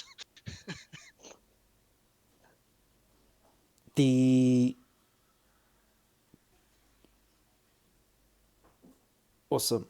So, Wait, oh, you get 6 stunt points because of the doubles. yep, Yeah. I just need to open the stunt table again.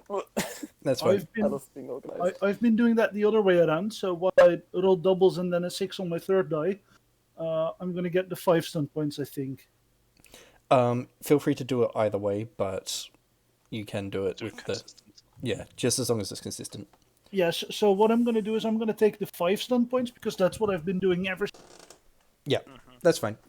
Okay. So I get 5 stunt points and a 22 perception in total. Yep. So, both of you notice that the soldiers amongst, so basically what appears to be the bodyguards of the two dignitaries in the room, are effectively glaring daggers at each other. The dignitaries themselves are looking directly at this elven captain.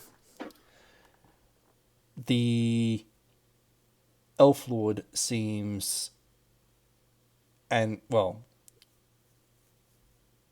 he would normally appear to just be cool and annoyed, but you get a very good sense that the annoyance has nothing to do with the fact that he's just been interrupted, and has more to do with the two groups directly in front of him.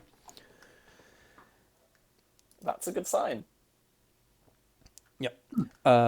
And Silas, that other perception roll that you rolled, yes, there is an orc in the room that does exactly match the description you were given.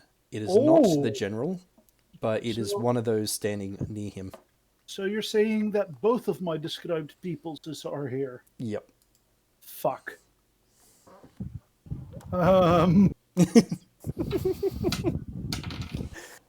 So, What to do? the captain steps forward and says, "The news is unfortunate and very dire.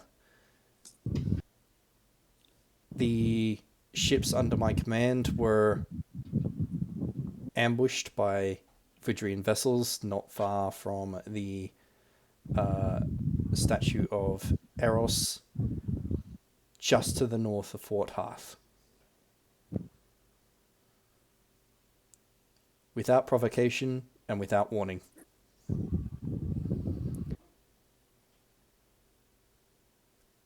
The elf sitting on the throne shuts his eyes for a moment and just moves a hand up, and as if he's like massaging his temple. The diplomat, or the human diplomat, doesn't even blink, but the orc looks directly at the elven captain and blinks a few times before leaning over to one of his own, which you, Silas, you will recognize this orc that he's talking to by the description. So he's talking to the one that you recognize. And this orc then proceeds to bow, and the orc general turns and says, "We will continue our discussions at a later date with your pleasure. We have news that we must relay ourselves back to Fort Hearth." Can I move towards the orcs for a bit? Yep. I'm very sorry to delay your departure on your imminent leaving. The fuck, Timo. That's Silas says it more Archer. like Yep, that's fine. Silas says it more smart, basically. What I'll say is roll a communication check because you're basically barring their exit. Can I etiquette? Yes, you can add etiquette to it.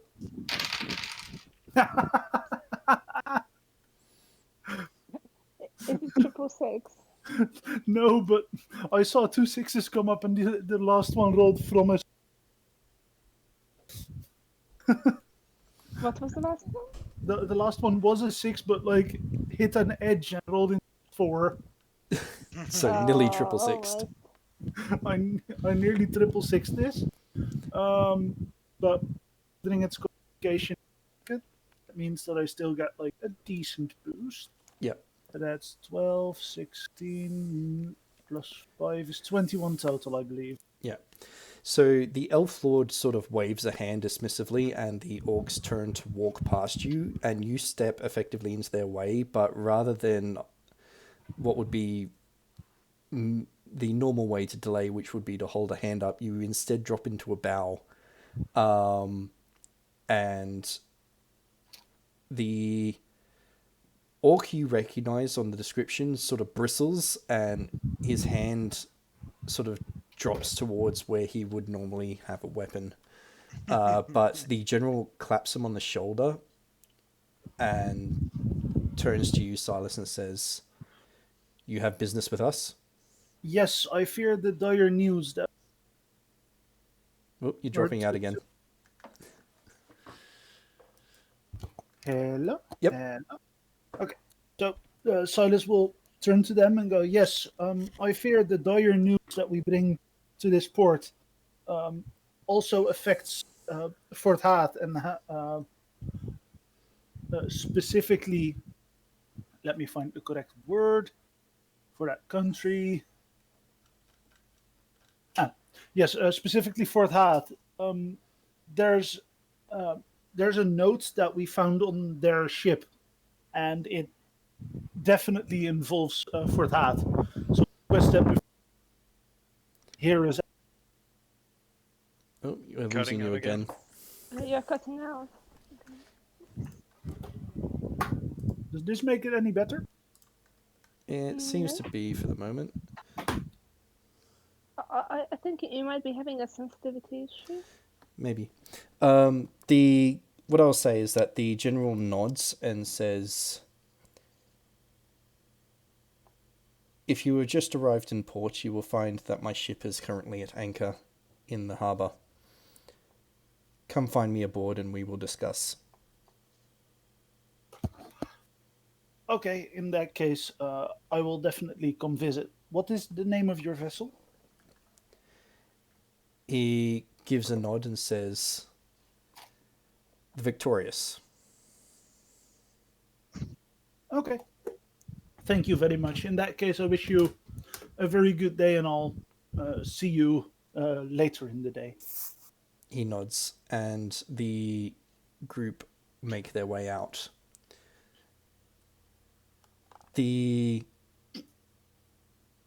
With those perception rolls, you'll notice that the human diplomat is smirking as the orcs leave, and is making no efforts to leave the room.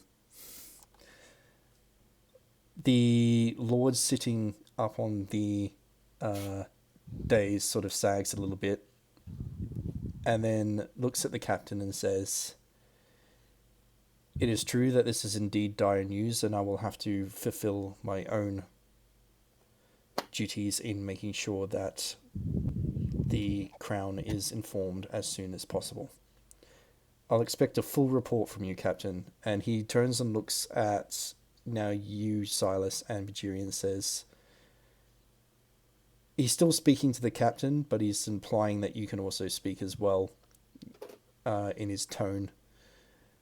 "And I believe that you didn't just bring these foreigners with you for the aesthetic. They have some purpose in regards to this news." The captain will nod and then say, "I lost one of my own ships to the Vudrian attack, and the two captains standing. Well, he nods politely to you, Bhajiri, and says, "My mistake. The Commodore and his captain here intervened and saved the Dharma's dancer."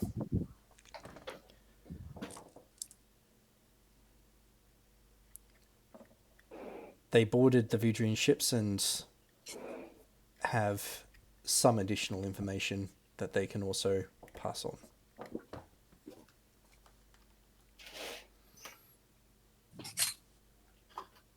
Silas will once again take a bow. And he'll look at the Lord at his throne. Yep. And he'll say, "So, my crew has intercepted a message and started to decode it. It had the plans and information as to what these ships were doing here. There were basically two messages, two specific orders to be carried out by these ships. And I don't know if there are any ships left behind to follow these orders.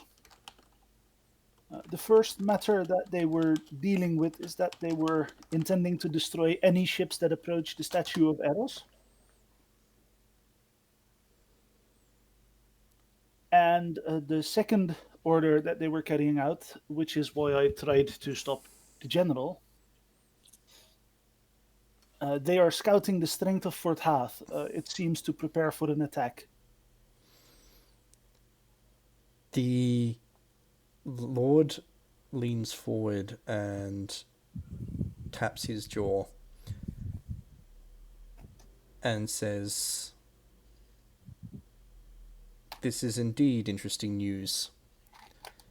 You have my thanks personally for intervening and saving what remains of our ships. I'll expect that your endeavours are also included in the report provided by the good captain here.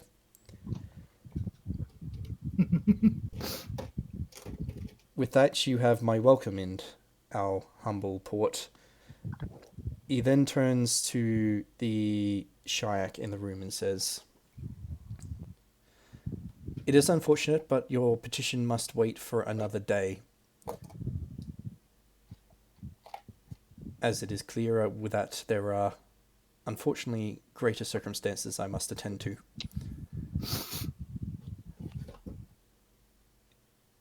We can reschedule at least for tomorrow, and I am quite certain that," he looks sort of over your heads through the door, "that the good general will also be putting forth his own appeal as well. For the time being, the person of interest that you were petitioning to have put under your care will remain a guest of my house. You are dismissed." The Shiuk frowns, but bows, and then turns and leaves with a pair of bodyguards following him. Can I ask one more favor of the Lord before I have to leave after the Shiuk have left? Yep. So I wait until the Shiuk have absolutely left the room and the doors are closed. Yep. And then I turn to the Lord and I ask him, "This person of interest that they want under their care, I believe it was both for the Haathanians, whatever they call themselves." Silas will use the correct term probably. Yep. And the Shiuk are both after this same person, are they not? He gives you a look and then sighs. It's like, "If you would also like to make a petition to, and whatever claims you have that this person of interest has done it to you and or your nation, you may also put forth a petition tomorrow." I do not intend to bother you with a petition. I merely would ask for a moment of the time of this person. I believe this person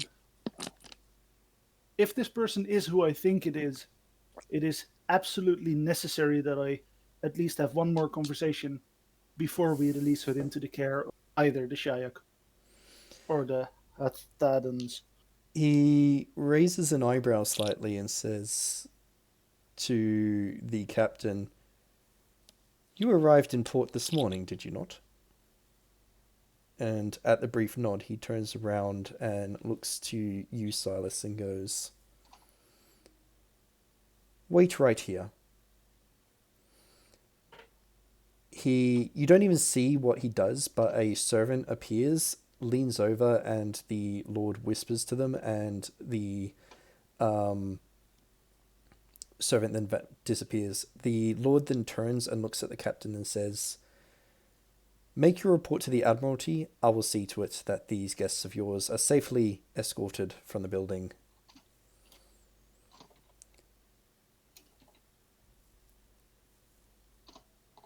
The captain bows and makes his way out the door. A short moment later, two women enter the room. One of them you recognize. Silas, roll a perception check. I think if this is what it is, what I think. The one you clearly recognize is Alara. She is Yes. wearing an elven dress, and quite fancy clothing. Very, very nice. Nice. Wait, did we find Alara? Yes, I did. Yeah, well done. She seems really surprised to see you there. Oh, yeah, of course. Right. Surprise, honey. Silas, you've also seen the other, much younger, best described as almost a girl. She's not quite a woman yet. The last time you saw this person, they were in a dream or hovering over Mug. Oh no! Oh boy. Hello, you two.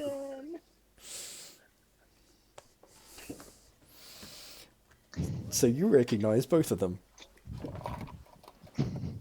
I make a little bow. Hello to the two of you. Alara sort of stops where she is and says, "Silas, what in all earth are you doing here?" To be quite honest, several things. I happened to, bring in the ship that protected one of theirs as a captain, and I point to my hat with the big feather. And my crew and I, we were in the area, so we decided to sell the goods we were bringing. And of course, I heard that you were here as well, so I decided to, see how you were doing. She walks straight down off the dais towards you and stops directly in front of you and says, "There are Shiuk ships in port." I know.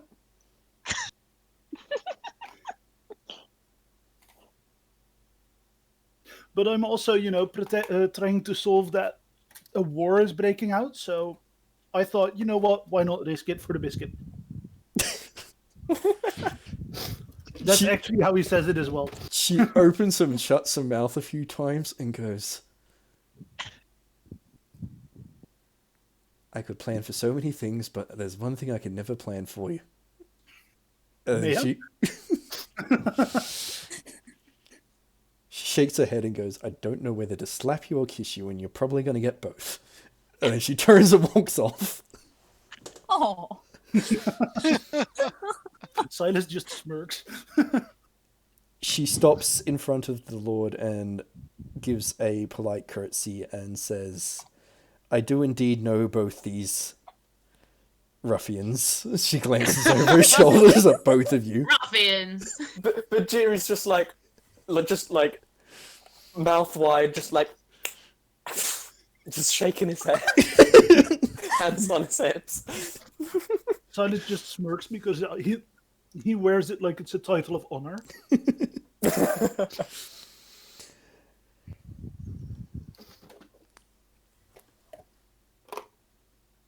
The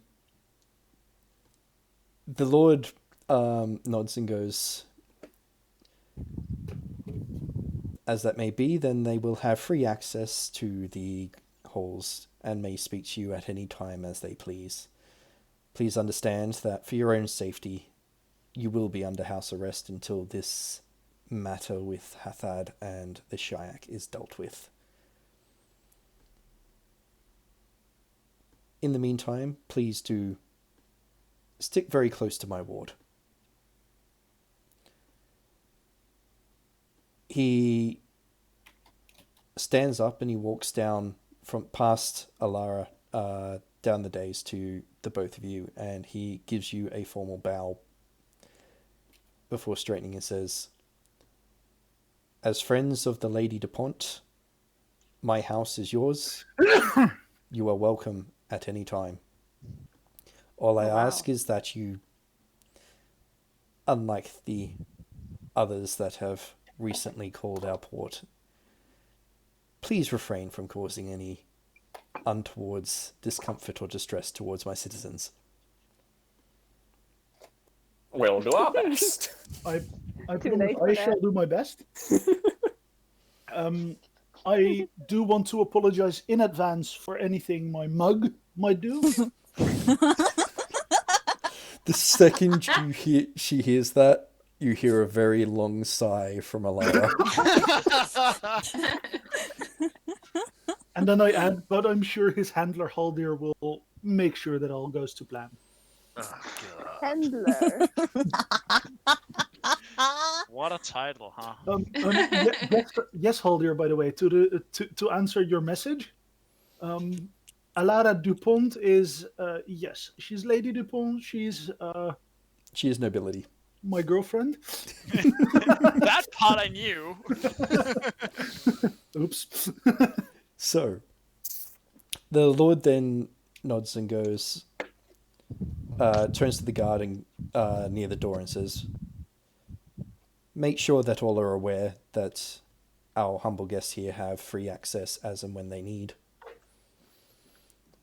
And then he turns to Alara and the young elven girl and says, I must unfortunately start the long process of compiling some reports to send back to the Crown. I will unfortunately be very unlikely to see you until tomorrow. He then turns to Alara directly and says, the next hearing will be tomorrow. I will do my best to keep them at each other's throats unless it house. And with that, he then walks out of the room. I'm gonna turn to Alara. So you want the Shiuk and Haathad to be at each other's throats? She turns to face you and says, specifically, I don't want them getting their hands on something. Ah, I know which something. So apparently does half the world right now. Yes. So I can solve that. At least they'll be giving the Lord a reason to handle this differently. I take it Jinrat doesn't look kindly upon fighting in its port. The young woman standing next to Alara steps forward and goes, that is indeed deeply frowned upon, and it has been in recent times dealt with quite harshly by the Dragon Riders themselves. Oh boy. So you're saying that if my plan works, I get to see the Dragon Riders in action? She frowns slightly and looks at Alara and goes, should I be concerned? And Alara's giving you a real hard look as if she can't tell the answer right now. Silas just winks and goes, trust me, I have an audience with the Haathadans on their ship, and I am pretty sure I am capable of finding my way onto the ship with their permission as well. Both of which means I have excellent opportunity Oh, you cut out.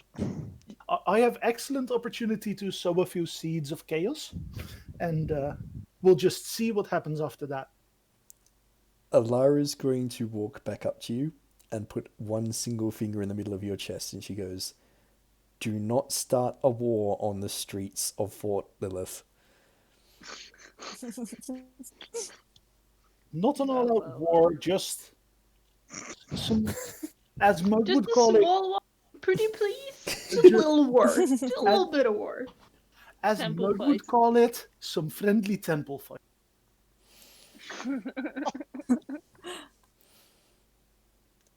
If they start fighting in the middle of the streets, and I find out you're at the center of it, Oh. you and I are having words. So I where do you don't want? think she means words, I think she means a sword. Where do you want them to fight? Anywhere but here. So if I get them to sail out there and just go at it, She just then I'm your hero. she just smiles and goes, "Be my guest." And I look at Bhajiri and I go, "So you up for some fun?" This is a terrible idea, but yes. Yes. I think we should, see if we can get some of the others in on the section. At the end of Definitely. that, we'll definitely be able to have some entertainment as the Dragon Riders deal with it. Oh, yes. Bhajiri, you're going to get a tug on your, shoulder, and turning, you'll notice that Ella's actually followed you all the way in and has just been sort of quietly standing behind you the entire time.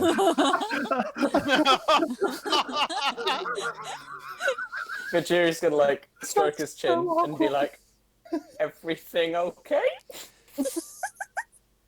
She just shakes her head ever so slightly and says, "Just thought that you should know that one of those orcs was a slaver." Aha. Right. Which one was it? One. She's going to describe the one that you've had already described to you, Silas. I'm going to turn to Alara and I'm going to go, "That one was looking for you." She frowns at that and says, "Well, that doesn't clear things up in the slightest." Do you have the name of the lady that leads the Shiuk ship? She blinks for a bit and goes, Do you mean the person that was still here?" Yeah. She leans over a bit and goes, "That's not a lady." Oh, oops. She pats you on the shoulder and goes, "Easy mistake."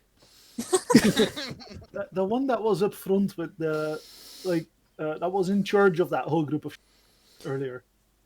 The Shiuk ambassador, he's been here for quite some time. I don't think he's actually in charge of the ship itself. Ah, that one was also looking for you. Do you know his name? Because I might have to, get some conversation in. She frowns slightly and goes, "To be honest, I've been trying to keep as far away from both groups as possible, so no, I don't unfortunately know his name." I turn to the little girl and I go, "Hey, don't I know you?" She looks at you and sort of shakes her head a little bit and says, "I don't believe so. Have we met in Jinnereth?" I don't think we've met in Jinneret, but you seem very familiar. You look like a little girl that I found You found where? on a ship. She sort of blinks and half mouths something and goes,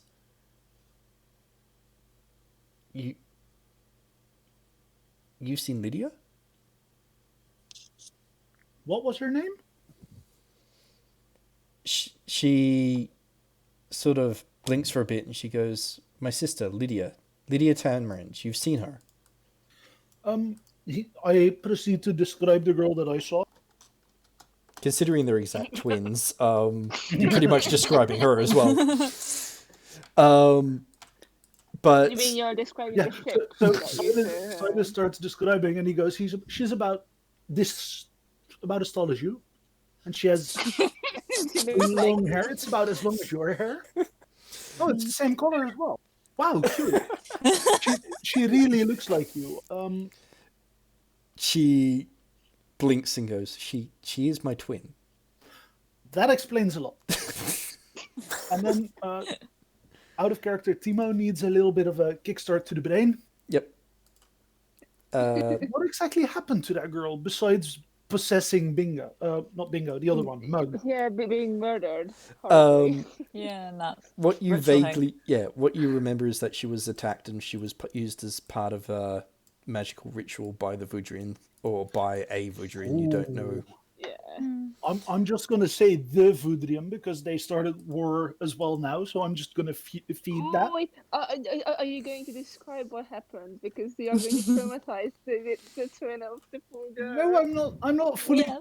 I'm not fully describing it. Silas has more tact than that. So Really? Silas will go- Wait, wait.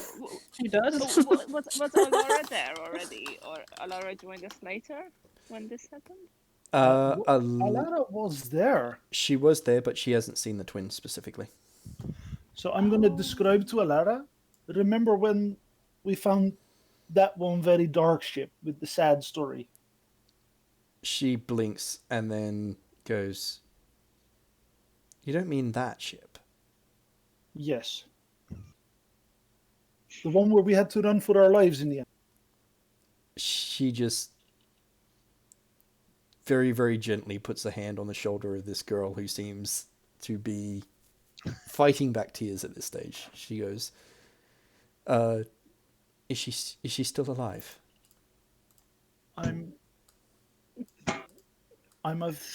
very sorry. I'm afraid I have to be the bearer of bad news in this. We only found that she died, and we found notes of it being the Vudrian's doing. She gives like the shortest of nods and then turns to Alara and says, "I must apologize, Lady DuPont. I would like some time alone." And then she turns to you, Silas, and goes, "Thank you for the news." And she would at that point will just turn and start to leave the room. If only I could have brought better news. It just got really dark there. Yeah, but I'm surprised. It's fine. I can explain to her how her stall is probably trapped. It's gonna be great. Mug, can you roll a willpower? Oh, What? Okay.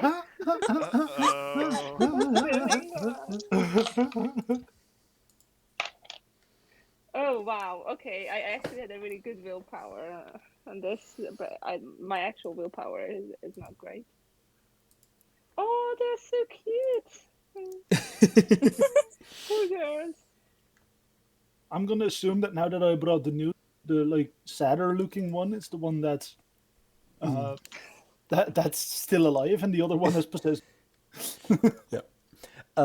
With that, we'll cut back to the tavern, and I noticed that we also have a bingo now. Bingo. It's just a straight willpower. Is it a straight willpower one, or It is it is a magic one? Straight. I'll say it's a straight willpower for this. Okay. Unless you have specific type of magic resist. Yes, I do as a mage hunter. All right. Add your magic resist as well. Yeah. Okay. Yeah, Bingo. it's like against magical effect. So, what would you have gotten up to given free reign in a brand new port? Oh, the possibilities are endless. How long is this free reign lasting? So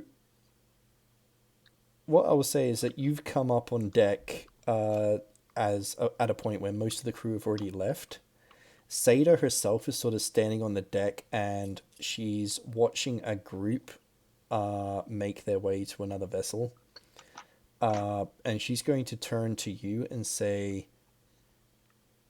"Oh, I thought nearly everyone had gone. Is there somewhere you would like to go? I'm certain that I could use some company away from the ship right now." Oh, I mean, is there anywhere you want to go? Well, frankly, a tavern would be great right now, as long as it's well and truly away from them, and she's going to gesture off in the general vicinity of a large ship. Alright. We could do a tavern. I can't drink though because I'm underage, but I can watch you do it. And I think I'm running low on socks. She smiles Aw. and goes, "I'm certain we can pick some up from the markets. How about we go there first?"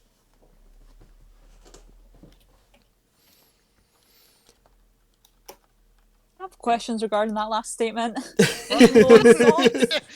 Yeah, but So, I was thinking the exact same thing, but I'm just letting bingo be bingo.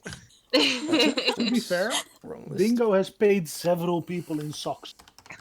He has. To be fair, he keeps giving them away every time they meet someone new or someone's injured or he feels They like get it. He goes, "You're set. Here's a sock." Yeah. Right, so... Also, with everything going on in those royal halls, I had a desperate need to start singing the song "We Didn't Start the Fire." Noted. So...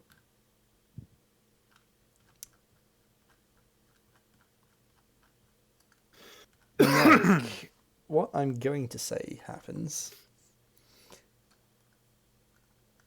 is that you actually get to witness this. Wait, who left? Whoop. Mug. Oh, we lost Mug. I will cover... Mug is back. Yeah, we got a Mug. Yeah. I'm back. Sorry. That's right. So, Mug, with that willpower check, you wind up like a unwilling person tapped into a phone line, actually seeing this. What? You were partway through your Mug is saying drink something. when Yeah, all of a okay. sudden your vision blurs, and once again you find yourself looking at the two girls. Oh. Refer to the picture above your willpower check. Oh. Okay. So Mug is seeing that image. Yep. And almost to the point you're seeing them sort of facing each other, and the one that hadn't spoken in your dream is still silent, but looking at the other one who just simply runs forward and sort of throws herself into a hug and starts crying. The other one sort of pats her on the shoulder, and then the vision just sort of like vanishes. It's almost like you're booted out of it. Oh. Oh. Mug is like, oh, whoa. Are you okay, Mug? No. Haldir, did I just fall asleep? You blinked for a moment. I thought it was the drink finally getting to you. No, I think I saw another dream. A dream? So do you want to go back to the ship and sleep? No, I saw the girls again. Like, one of them was very sad. I don't know why. I don't know why there's two of them. I only saw one before. But it seems like they must have been copied as well by that magic thing.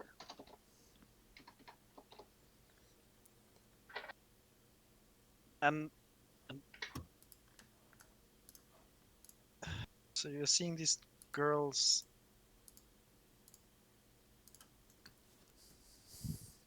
One of them was crying and she was really sad. But yeah, it was really sad. I don't know why. Well, neither do I, Mug. Well, if we're done eating here, I need to go and do some shopping for the ship. Yeah. So I don't know if you wanna stay here and drink some more. If you're sad, drinks help. No, I don't know. No, I think I will go and help you with shopping. I just remembered that what happened to that little girl was really sad. Ice That cream was- will cheer you up. Yes. Did you actually tell Mug that? Well, we're sending some your way, so At that moment, the kitchen hand comes out with some ornate bowls that seem to have some form of, from what you can tell, frozen foodstuffs in it. Mug's like, oh, what's this? A Oh, local- you're gonna love this mug. It's really good.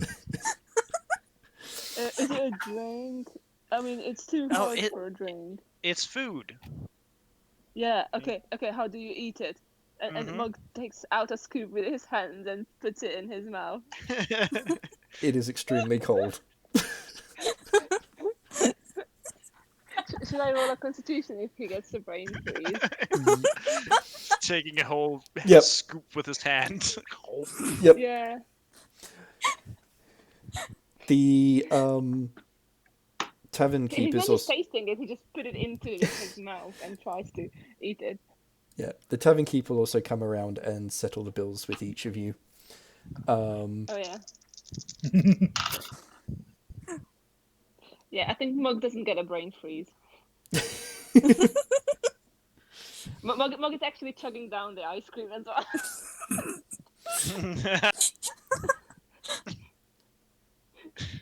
There's no extra for like drinking for this. No, Nope. it's eating. It would be straight Constitution.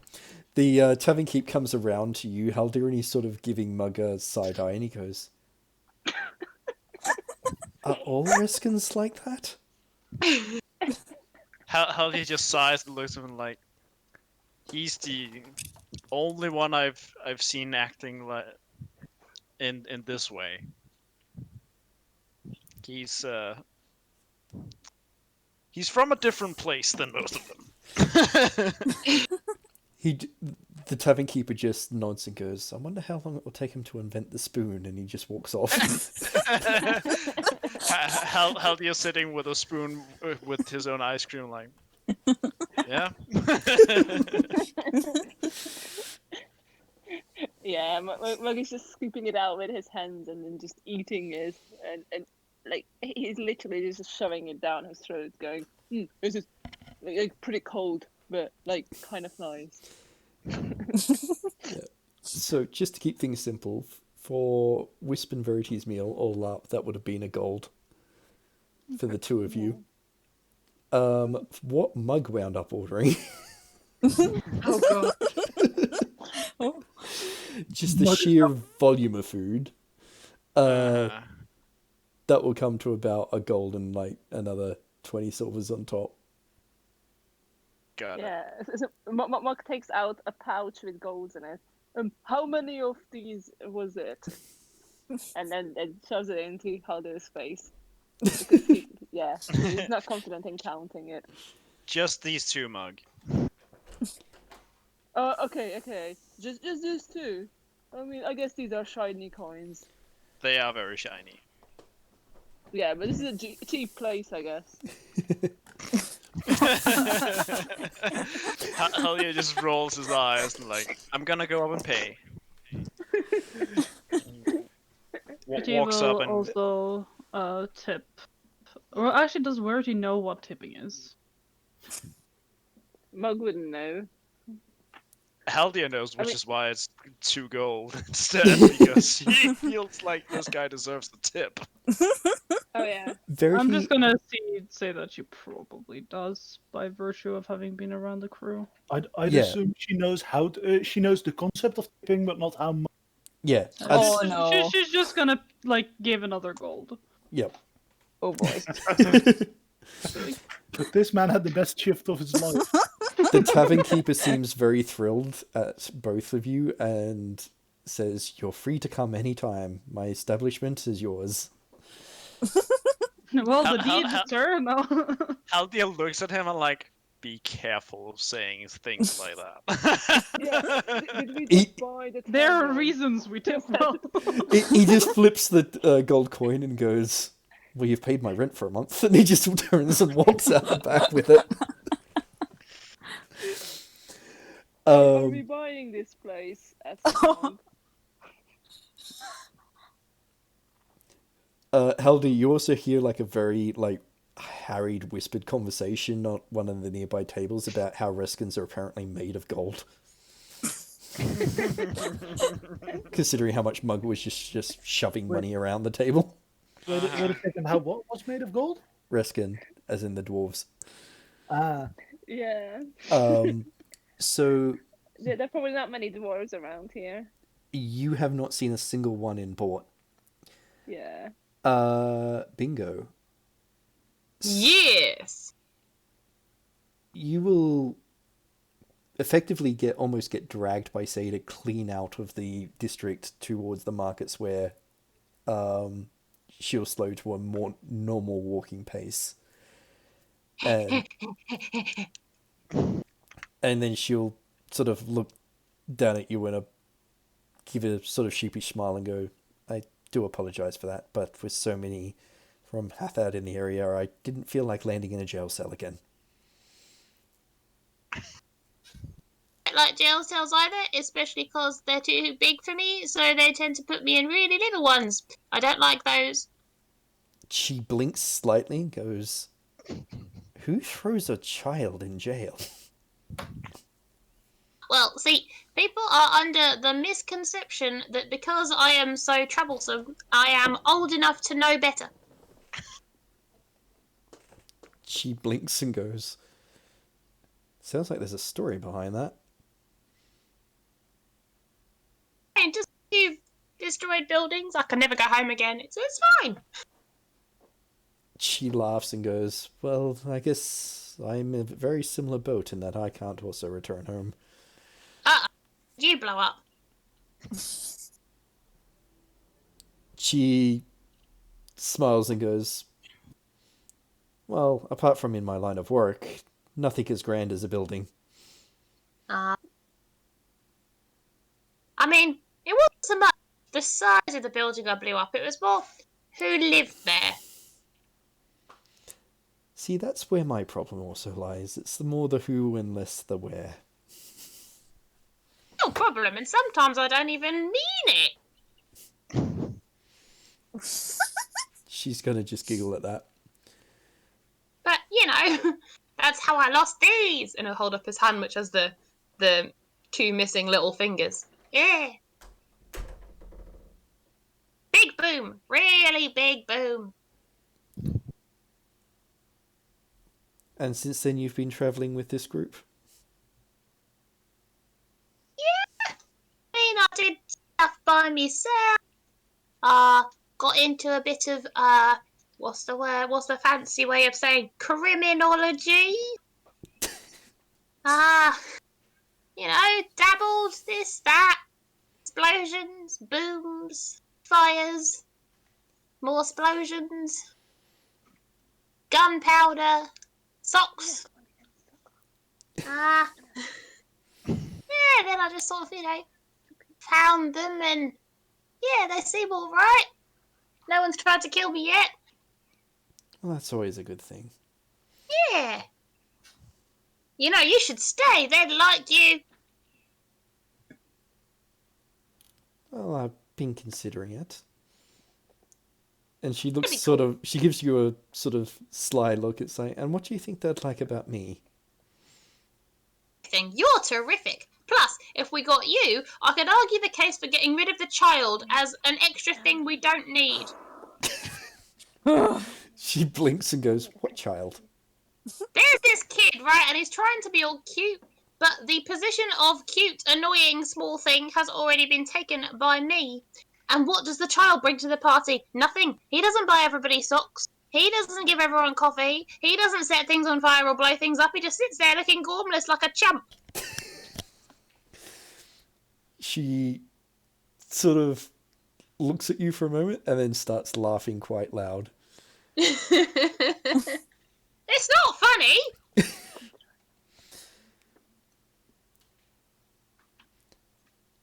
But aren't you moving up in the world? I thought you were on the larger of the ships now. I mean, yeah, but the kid's still within my vague proximity sometimes.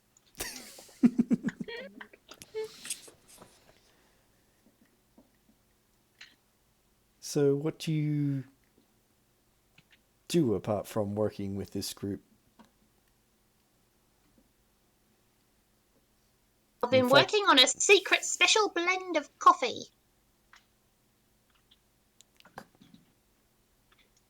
You brew stuff?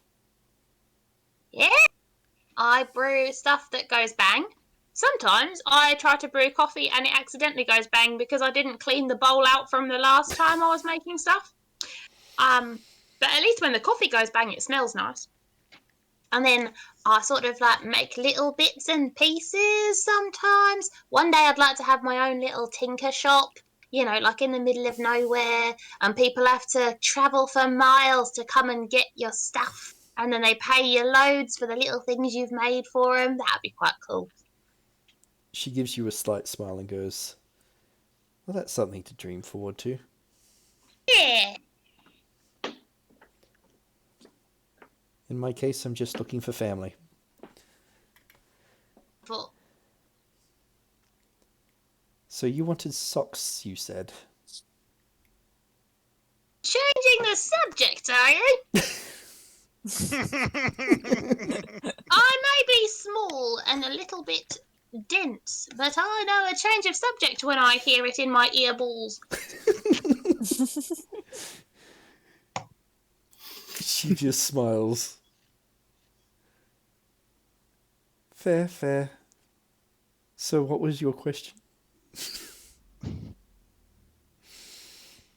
are you looking for? She thinks for a minute and says, family I've never met. As far as I know, I've got a brother out there. Somewhere. Oh. But you've never met him. Nope. Do you know what his name is? Unfortunately, no. I've only got this. And she opens up the journal that she's got strapped to her hip and flicks through it and then pulls out a piece of paper that's been folded kind of over and over again. And then she unfolds a sketch. Be good. Who did? Bingo, you recognize the person on this sketch. Oh. Oh Who is- boy. Last you checked, it was your mother.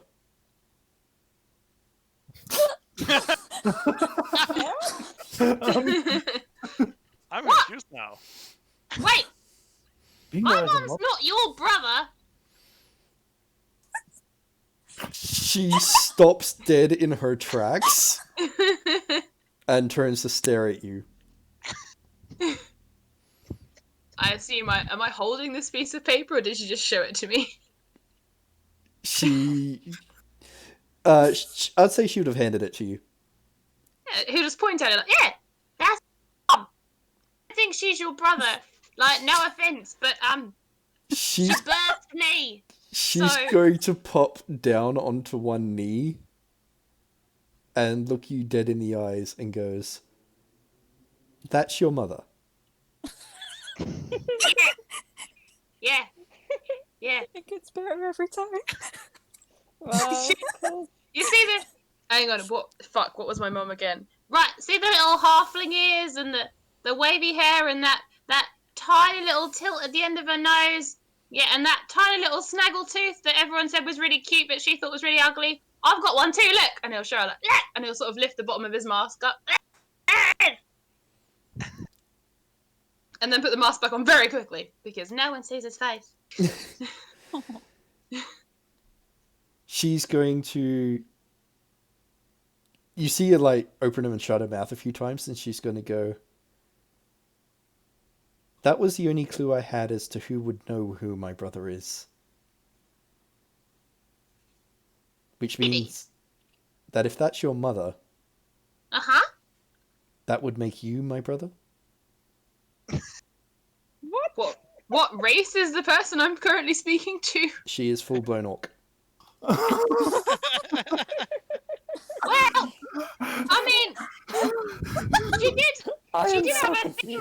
She did have a thing for orcs, considering what me dad was. But, And he'll sort of look up at this giant person. I don't see resemblance to you.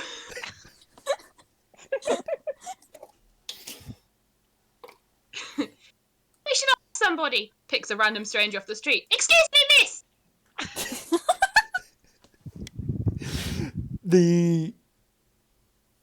I'll say that you've actually grabbed yourself a halfling woman who turns and looks at you and initially mistakes you for some halfling and goes, "Can I help you?" Here. He'll put it in her hand. I need you to look at me and this person and tell me if you see any family resemblance whatsoever. Wait, it's going to involve taking the mask off. I didn't think this through. Just going by the general attitude and the look of my ears and our stances, do we look in any way similar? She looks really confused at you. He'll take the mask off for the first time ever and just be like, Do we look anything alike? and he'll turn to his supposed sister and be like, You tell nobody I took this off, okay? You tell no one what you saw here. I have watched this. She's just going to smile and say, "My lips are sealed." Thank you. Good miss. That's a good little sister. Fine elf maiden, would you kindly evaluate us and out of 10 tell me how likely you think it is that we are in fact blood related? She looks to you, Bingo, looks to the large orc maiden standing next to you and back, and then back again, and goes, he'll just grin with his snaggletooth. "Well, there's something about the eyes and the nose." Alright. Now you're not just saying that. We're not looking for any particular answer, just the truth. She shakes her head. It's like, if it weren't for the size difference, there would definitely be some sort of family resemblance. Pretty neat. Thank you for your trouble, kind miss. She just shrugs and walks off. He'll like leave the mask off for a second and look up and be like, So, I'm gonna go with a solid maybe? So Sada's going to pop down and say... She's like basically bringing herself down to your level. She'll open and shut her mouth a few times and say, "My father travelled north when I was little and actually went to the Northern Kingdoms. One of the few things he brought back was this," and she holds up the journal, "and that picture."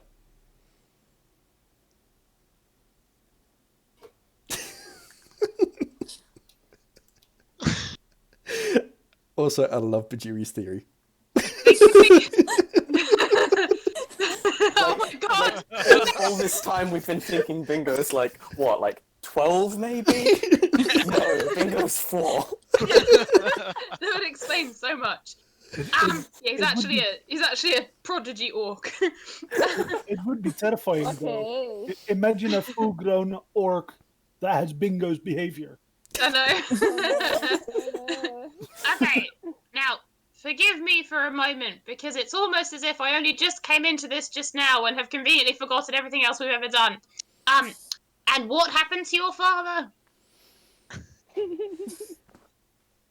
She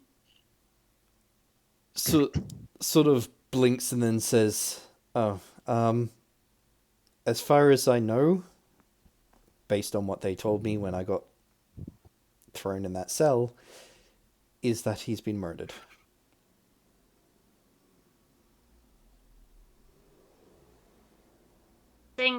He was or Like me, full blood. One of our first explorers, in fact. what was his name?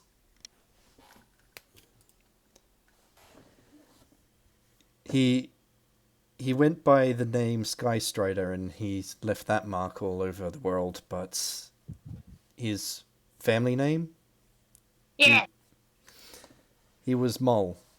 Mol Amok.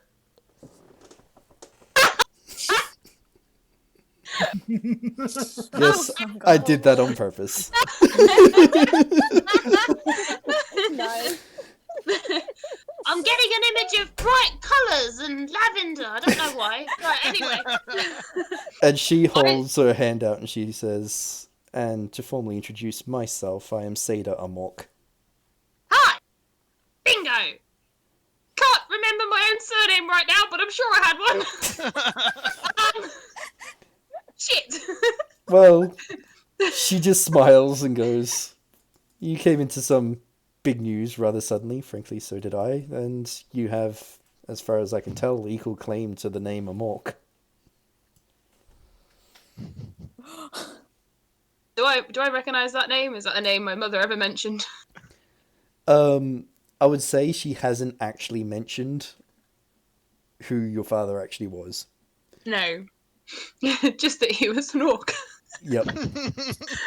So, Okay. are we operating under the assumption that we are not, in fact, half brother and sister? We are, in fact, full brother and sister. Wait, how old are you? Now you're making me pull out character sheets. Bear Just with me just roughly. a second. Let's do it. Because I'm 12. He says with his hands on his hips. She is only 19. It's old enough to go to a tavern. Yeah, but she is only 19. Ah, so you are definitely the oldest and the biggest and the strongest then. I mean, she's obviously older. I mean, that's good. I don't think I could cope with being an older brother. I don't have the mentality for it. She just gives you a big grin and goes, "I don't know. I think you'd do perfectly fine as you are." Well, from now on, introduce you as my little sister. She just gives you a big grin and goes, "At the very least, it's going to confuse the hell out of everyone." Can you not wait to see their faces? It's going to be great. I might just send a letter to me mother. I can't do it very often because obviously, you know, got to keep stum. And she encouraged me to leave because otherwise I'd have got arrested and in big trouble. But I can slip her them occasionally. I might mention this if it's all right with you. She just gives you a polite nod and goes, "I'm more than happy with that. In the meantime, I think there's a bit I should discuss with you at some point as well." Oh, that sounds serious. The inheritance. Oh! The socks I can buy. Speaking of socks, you Oh, were look. buying? There, I can see a sort of clothing-looking store. Shall we? She nods and then follows you on the way. Aww. It's so cute. And he's going to that spend they like are the holding entire on. walk being like, Alright, so what's your favourite colour? What's your favourite food? What's your favourite thing? What's your favourite animal? and he'll get her a sock of everything. Socks with her favourite animals on, socks with her favourite colours, socks with like her name embroidered on them, like socks It's with so cute. She Like- will answer every question. Oh, Awesome. Alright, Okay, that's I know. actually kind of adorable. Yeah. Okay. And then he will ask for her help. Because I'm not very good at the whole spelling thing. I was a little preoccupied with making things blow up to pay much attention to my calligraphy. So he'll ask for her help with spelling when writing to his mother. She will happily help with that. Okay. They will sit in the tavern and he will nurse a strong coffee. So And she can drink something else. what I will say is, as you go into that tavern, is when the others are about to leave it. It's the same tavern. Who's in there? Who So currently, Haldir, Verity, Mug, and Whisp are in there. Silas and Bhajiri, are you sticking around up at the halls, or are you going to make your way out? I think so far we've been in conversation at the halls. Yep. Alara's going to turn around to you, Silas, and say that I must apologize, but I must go look after. And she'll just glance over her shoulder in the direction that the young elf girl went. Please come see me early tomorrow. Of course, I'll be there. She'll And nod and then make her way out. Yeah, and then Silas will also make his way out and just poke Bhajiri and go, so what do we want to do now? Do we want to grab a drink? Immediately go set fire to several countries. Bhajiri like thinks for a moment and is just like, to several countries. we should set fire to several countries after we are well hydrated. See, now that's a good idea. A wise man once told me, hydrate or dihydrate.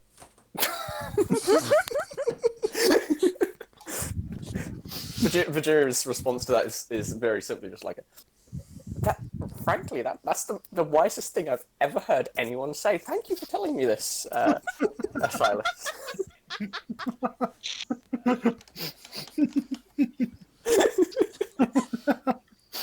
You know what?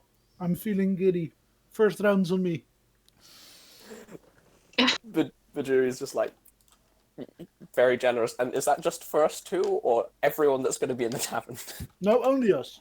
Okay. Just had to clarify. So the time it would take you to get down there, you will also arrive and see effectively Bingo and Seda walking into a tavern. You will also notice that there is tons of soldiers in this district seeming to try and keep the Shiuk and the Haathad troops either locked up in their taverns or forcing them back out of the district towards their own ships. The more I one notice this, the more I question. smirk. One question. Does Bingo still have his mask off, or is he still, or is he back masked now? Yeah, he's got it on for now, I think, Okay. because he's in a tavern full of people. Okay. So the monk is like, oh, hey Seda, hey Bingo, this tavern has really good drink and food.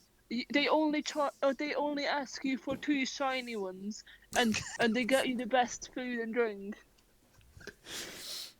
Anything shiny? Wait, let me check my pockets.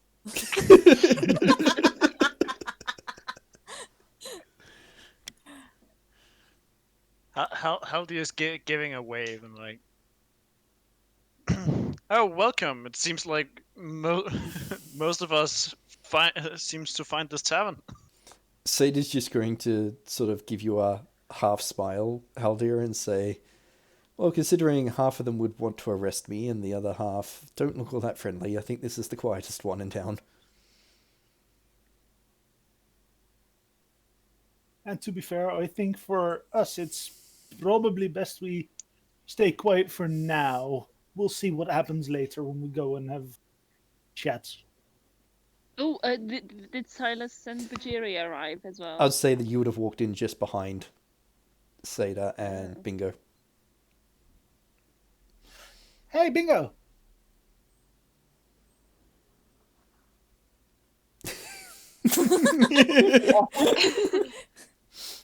Something.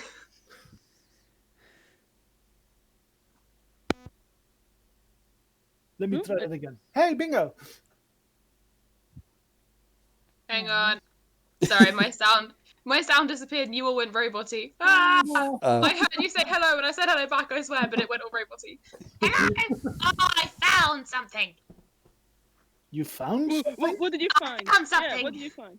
It's really cool. Yeah, Are you ready? is it shiny? Are you ready? Is it It's really shiny? cool. Okay. Is it Uh, shiny? He'll turn and look at her. It's sort of shiny when you catch the light, right? Did you find Seda? Yeah. He'll point and say, "Look, I found my little sister." Silas laughed. Bhajiri is confused. Haldir laughs and like, He'll just stand there grinning like, oh wait, you can't see it under the mask. Zelda. Mug is looking around. Where is she? Where is she? Oh, He'll like point at, like stand next to you and point at Seda like, Here. I imagine Mug Mug is looking looking past Seda. Yeah. Mug is looking behind Seda. No. This is her, Seda. This is my little sister. What? Little sister? I mean, he'll look up at her and be like, well, I suppose we can let them in on the secret, seeing as they're gonna know anyway. All right, I'll come clean. She's my big sister. big sister. Yeah. Looks at Seda. I guess she's big. Says Mug. Seda just sort of winks at you, Mug, and goes, in all the right places. Oh God, you're so embarrassing. Haldir laughs at that one.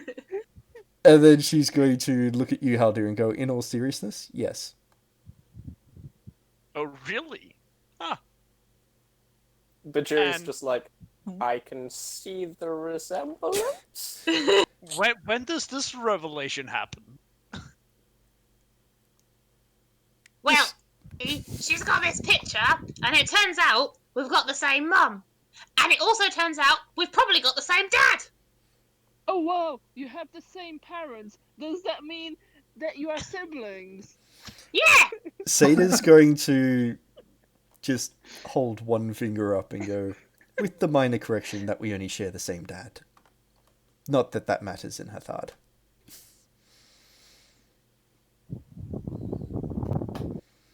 So, you have a picture of Bingo's mother. And that made it... Huh. Seda just casually holds up the journal and goes, Dad did like to keep records of everything. Well, barkeep, we need more drinks. Yeah, more drinks. Are we celebrating something? oh yeah. Bingo, you just got a new sister. Seda, you just got a new brother, so we are celebrating that, right? Seda That's just right, Mark. looks down at Bingo and goes, with a big grin, that's something we can definitely celebrate. Wait. I had so wait. much food, but I will have more drinks. Yay! Can Bigger just sort of look around and see like where all the soldiers are, if there are like loads or if they're in one particular area? So you notice that there's very few that have made their way into here. There is like only 2 Haathad soldiers, and they don't seem to be doing much but keeping to themselves. Okay. Like stand so that Seda's like between him and their vision, and he'll just like pull the mask up so everyone can see his face and be like, What do you think? Do we look the same? I And didn't he's got, even know like, you his- had a face, Bingo. Yeah, I know. Bingo, you Well- might have to describe yourself for those that haven't actually seen you as well. It normally gets me in trouble. that's everybody, no one's seen me. It normally gets me in trouble, see? I'm on a lot of wanted posters back home. He's basically just like half orc, half halfling, dobby ears, kind of grey green.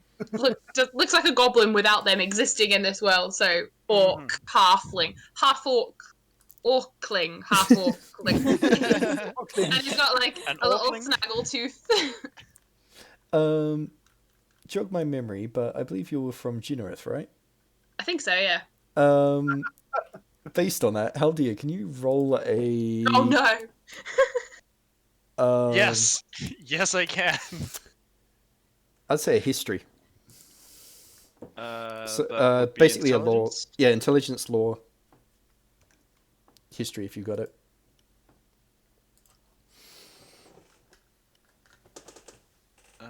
That would be 15 with Yep. stunt.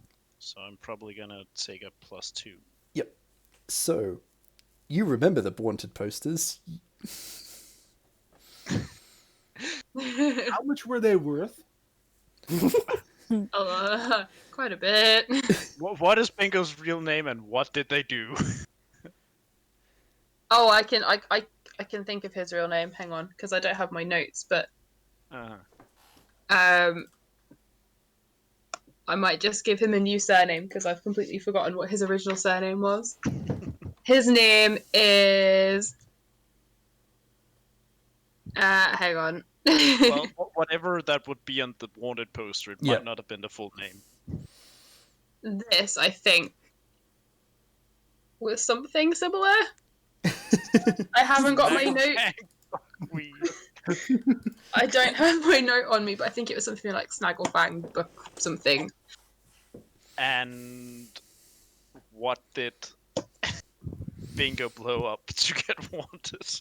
Oh, a lot of stuff, like several and very important buildings, almost an entire street. A bank at one point, from memory. Not Timo didn't die. It was a the bank was what did it because the bank had lots of important stuff in it.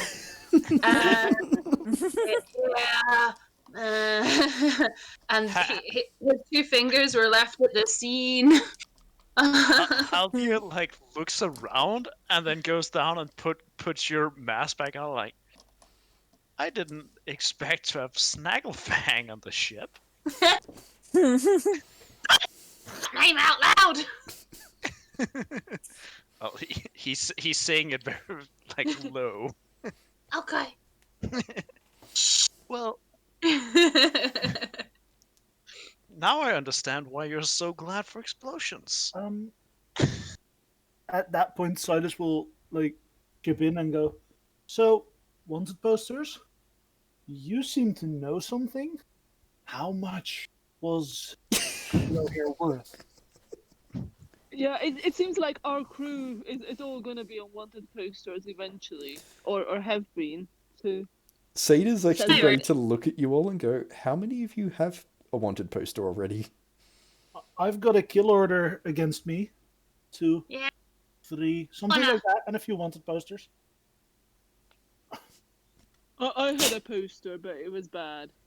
I need a It completely mismatched your nose on your drawing. Yeah, they can Yeah. get noses right, can they? I don't. I think. I don't think I do. We can. Bhajiri's I also hope- just like, I don't think so. I'm less I mean, sure. it wouldn't be very hard to find Bhajiri. Silas now looks at Whisp very intently because that's the last one who has to answer. Not that I'm aware of. Okay, so for the 4 of you, that can be arranged. I have some shopping to do. I'll talk to you guys later.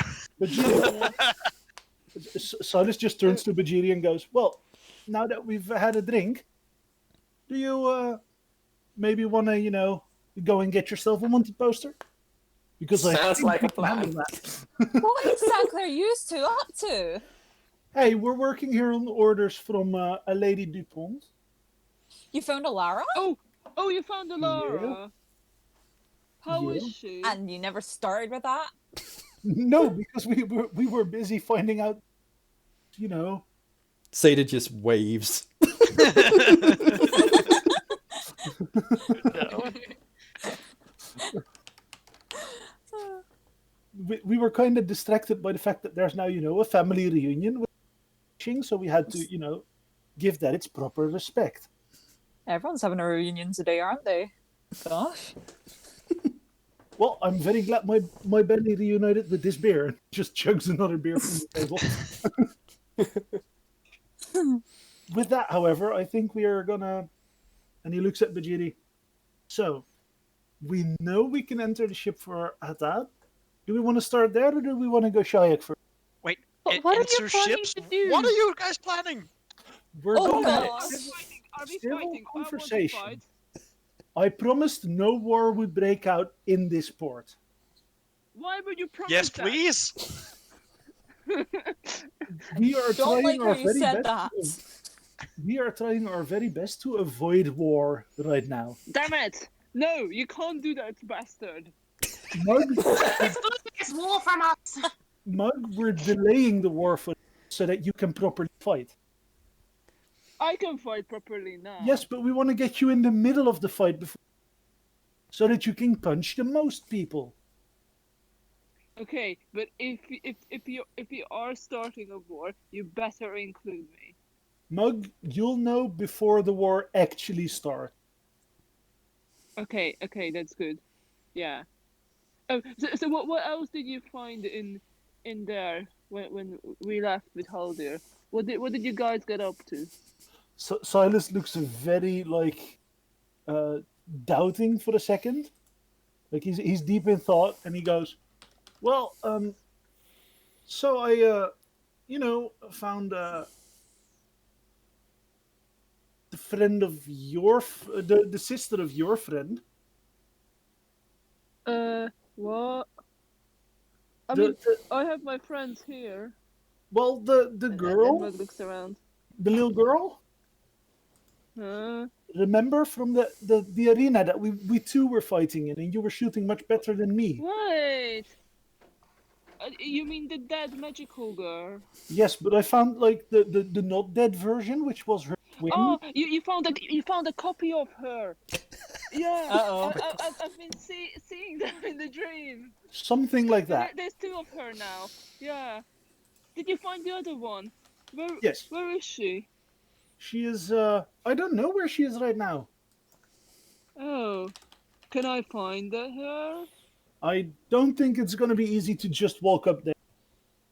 Yeah, but I think she's really sad. Yeah, last I saw her, she was really sad. I think you Yeah, need to she get a was bit more crying. presentable first. Also that. Why? You're I still can covered present in blood. stuff. Am I? I mean, it has all fallen off by now, rubbed off. And you don't exactly smell like a basket of roses either. Is there a Has problem? Mug I ever mean, smelled better? yeah, I smell good. That's not what I said.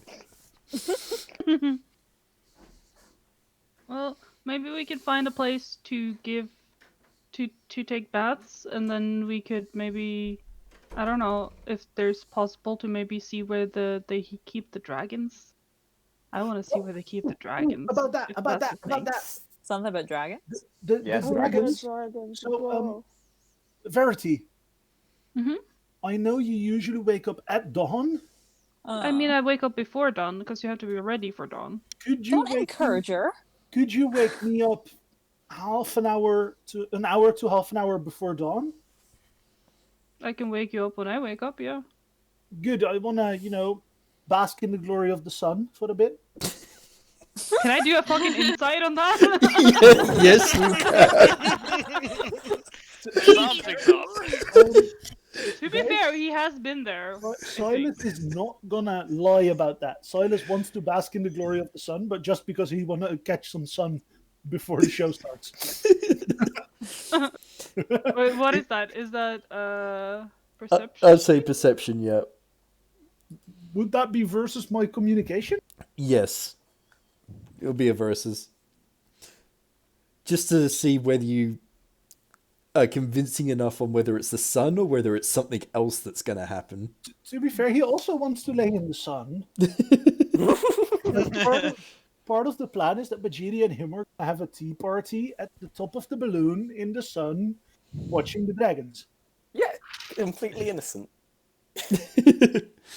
Like, there's actually no harmful intent behind that. No. It's less about the harmful intent and more about the overall. So what I'm going to say is, Verity, it sounds very truthful that he wants to be woken up early.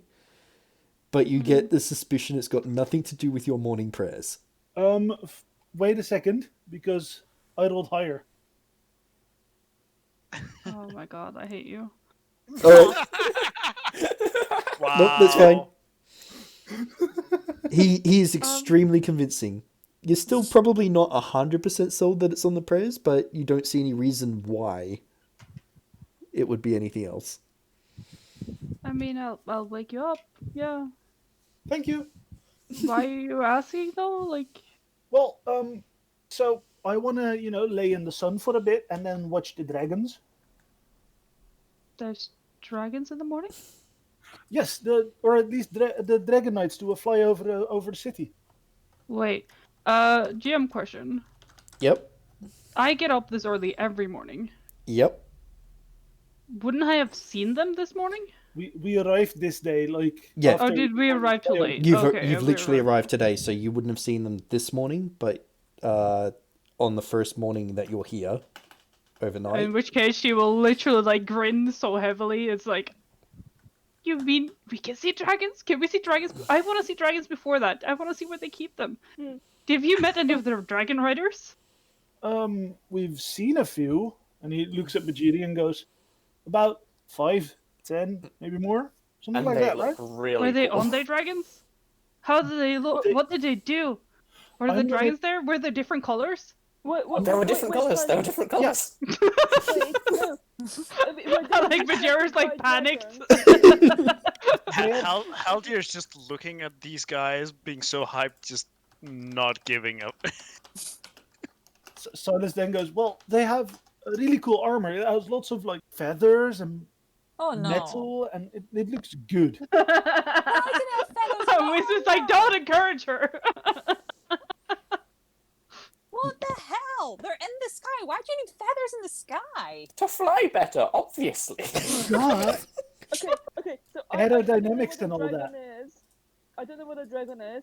I will totally fight it if there is one. But Silas, you still haven't told me where I can find the little girl. Like, how do I find her? You're not going to be able to find her for now. Because if you do, you're going to have to fight all of the dragons. Let's not. Yes, I will do that. Damn it! Didn't Okay, think that was true. I'm going to go out and find the dragons. To No, find the no, little girl. No, you're getting a bath. At that point, Bhajiri's gonna be like, no, Mug, he misspoke. If you go out now and try to find the little girl, you'll be able to fight none of the dragons. Ah, yes, sorry. I don't think so. I think, if I go out and start fighting, there are going to be dragons eventually, right? And I will get to the little girl. I will fight all the dragons. Your fighting will scare the dragons off. It will definitely scare the dragons off. And they're not worthy opponents. Shit. Big are these dragons? How big are we talking? Well, the riders were like about as big as Seda. Yeah, they're not going to be scared off. I will go and find them and fight them, says Moog. And I They're will like- rescue the little girl. I will They save the little breathe girl before she grenades! dies. It's brilliant!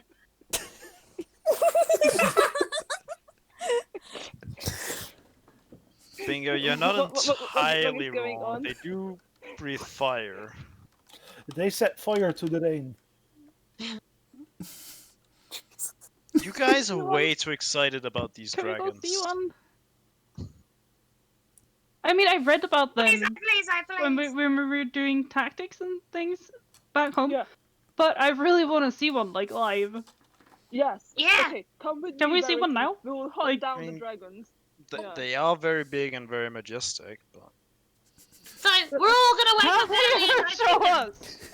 Why are Haldir, you not excited? Haldir. Haldir. yeah. So, where can one acquire a dragon? I was thinking that as well. Well, Yes. Why do you ask that? are you part Yeah. of the Genereth army, and have you been in training for being a dragon rider in the last 10 years? Okay, but like Let's see, illegally, if how I- can you acquire a dragon? We can If solve I this say by yes, do I fighting get the a dragon? Well, then I'm Guys, pretty you sure can't that afford to as look part after a of dragon. being in the army, And as a dragon rider, you would have a dragon. But since Verity, I'm afraid you're neither. You have to be a bit more creative. Okay, We so cannot we have- afford to keep a dragon. well, Yeah, the we dragon have will pay for fighting- itself How? Yeah, definitely. Okay, with we find a food dragon that it will fighter. hunt and fire that it will breathe. Where is it gonna Yeah. hunt food when we're going from place to place? We feed them any of the traitors. Yeah. That would have to be a Okay. lot of traitors. Do you know how much those okay. things eat? Oh shit, I'm true. done with this. I'm off to hunt dragons. If anyone else wants to come, you're welcome. You're not So- gonna find any dragons. Yes. Mog, don't hunt the dragons. But I need to save the little girl. I don't want her to die as well, like the other copy died. Yeah, but the dragons are protecting the girl. Didn't you say Alara Well- was like with her or something? Well, they were in the same place when we found them, but And you didn't think to Okay. ask why? Yeah, I'll go and find. No, we were quite busy. At that point, Wisp, we were quite busy actively avoiding war. Okay, could you set up a meeting so Mug can make sure this lassie is okay? If I can like get him presentable? I really don't think you want Mug to go where the girl is, Why? because that's in the throne room. Throne room. Yes, What Oh, the what? hell? I don't think you want Mug there right now. There's no room for any errors in What- diplomacy. Well, can they kind come of out here room then? is that? No, they were actively told not to go anywhere from there. Uh-huh, and I know Alara has the ability to sneak around. Don't know about the girl. Come on. Okay. It sounds like if we just fight the dragons, we will get there. Let's just Mug, do that's that. not gonna happen. Mog, if you start fighting the dragons, you will not see the girl. It's Why actually not? quite simple, Mug. If you fight the dragon, she won't want to see you Why? I mean, because she I can- likes I the can- dragons.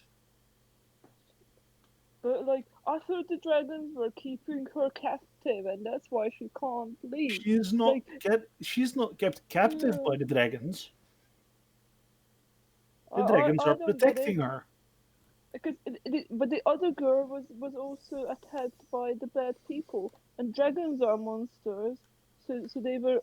No, Also- these dragons are soldiers. I don't get this. Oh. Okay, look, I will start fighting, and eventually we'll get to the little girl, and I will protect her. Okay? Mug, you're just gonna get arrested again. I can't go through that again. That'll be so annoying. Silas will just go, you know what? Good luck. I already have. I already explained. I already apologized for everything the Mug does. So if the rest of you would just, sit tight, that would be wonderful.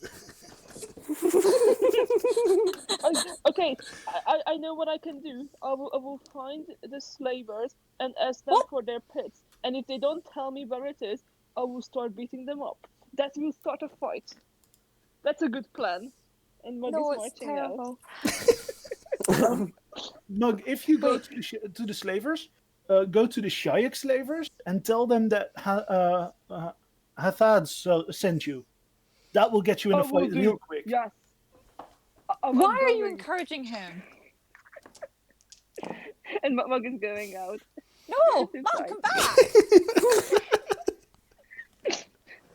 As Mug walks out, Bhajiri's just like, I feel like a leash might help sometimes, but also I like Mug roaming free.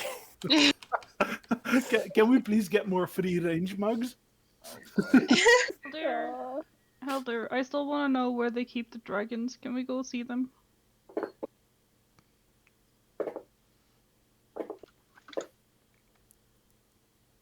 Oh wait, was that to Mug? No, that was the Haldir.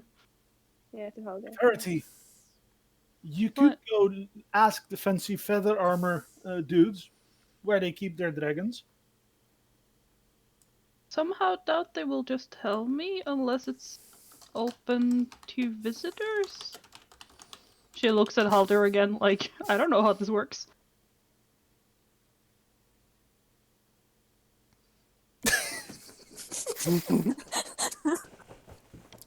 Is a single rope going to be strong enough to contain a wisp or a mug? Only one way to find out. Probably not. Oh boy. Why are none of you coming to help me? Monty, you're supposed to be the handler.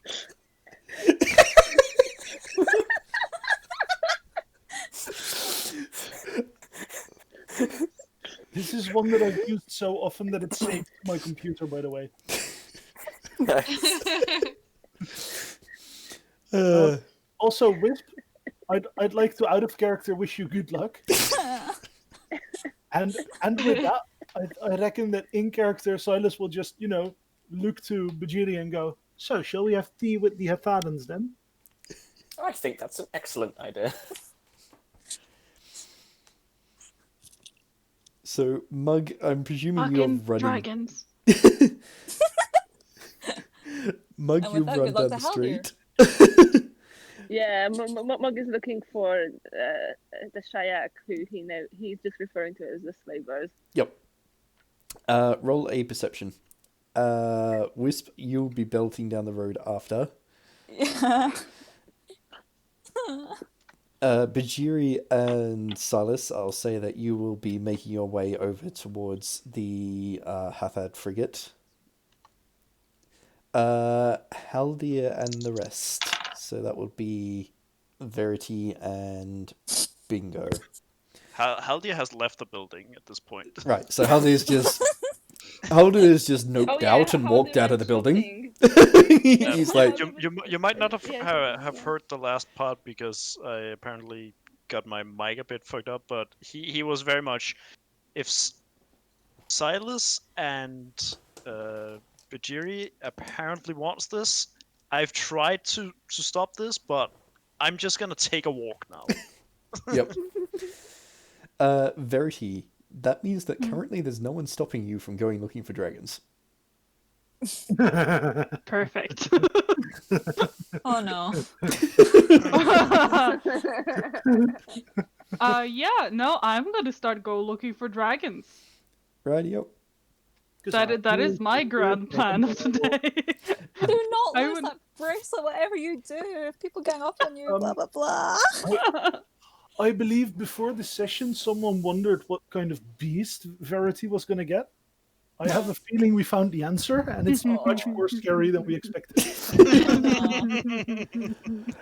Bingo, That is. where are you headed? Yeah. Or are you staying in the tavern? No, he will follow.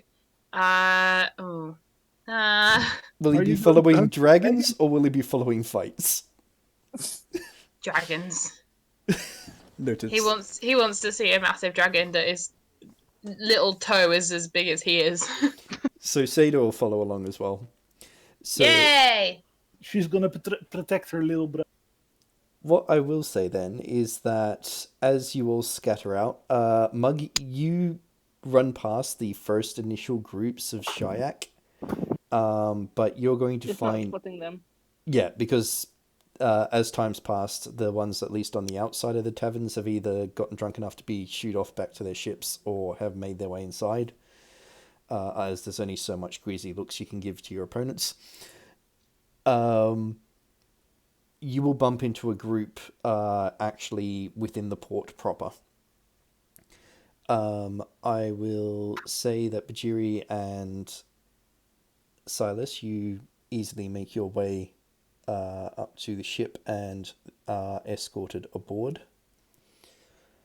And the group hunting dragons, Verity can... Well, actually, Verity and Bingo, both of you roll perception checks. Can we start working towards, end of session? Yep, I'm doing that right now. Okay, perfect. So we'll start next session with what goes on with the ship and what happens with Mug. There's just one more thing that's going to happen. There's a reason I woke up today. Mm-hmm.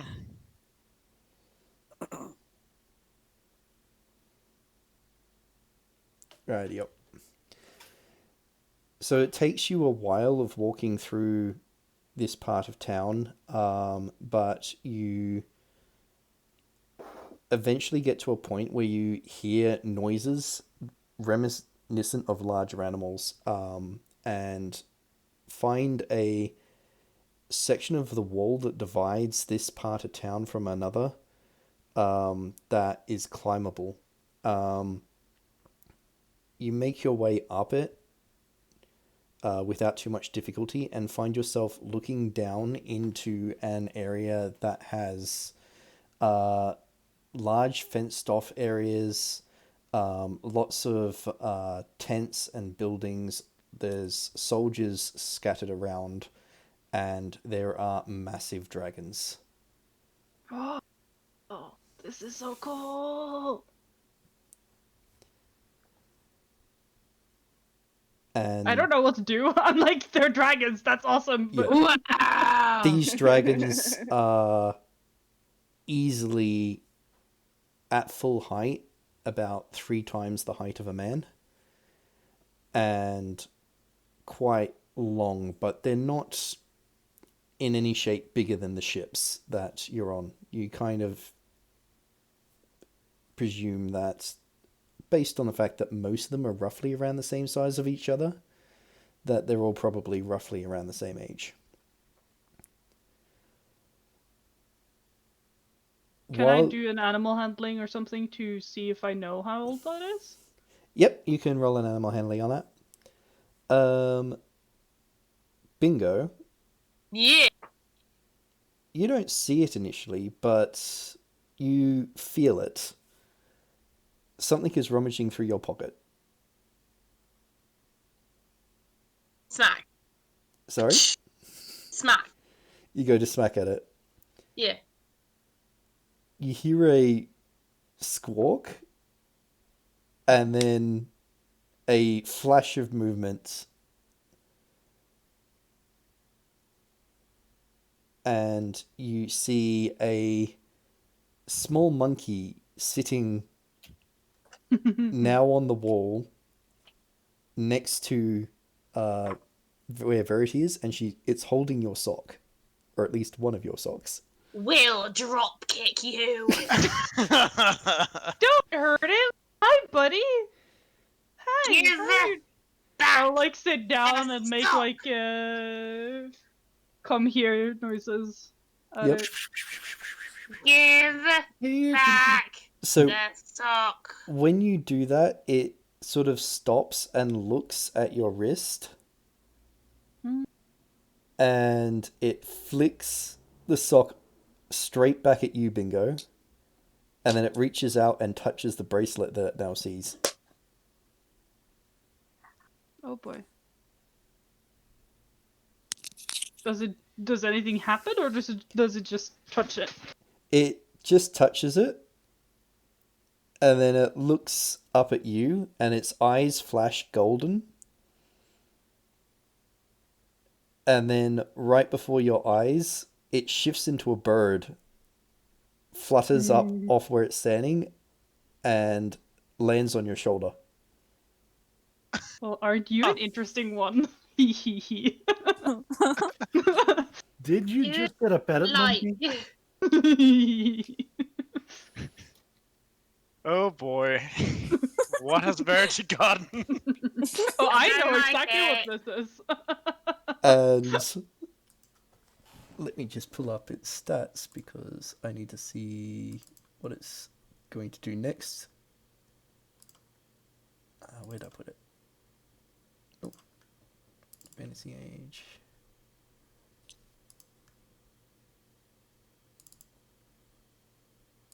There he is. Because he also has that. Yep.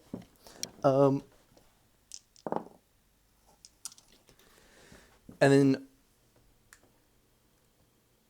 Bingo, Yeah. before your eyes, Verity changes into a complete replica of Seda. Ooh. How With does the- the thing know what Seda looks like? Because it's looking at her.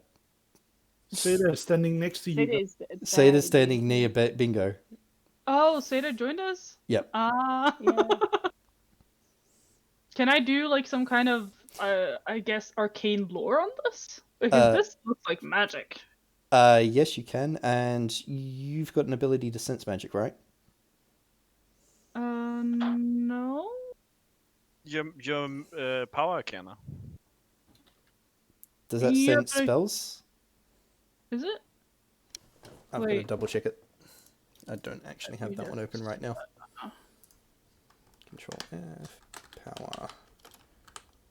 You attune your senses to the flow of arcane power. For 1 minute, you can sense active magic within 10 yards Yeah, I have the detect of magic you and make spell. perception Yep. test to detect details. So I guess I'll do that because that seems like a logical thing to do. Yep. What the heck kind of animal is this? Again, there's a reason I woke up for the session today. You were very excited for your parrot monkey.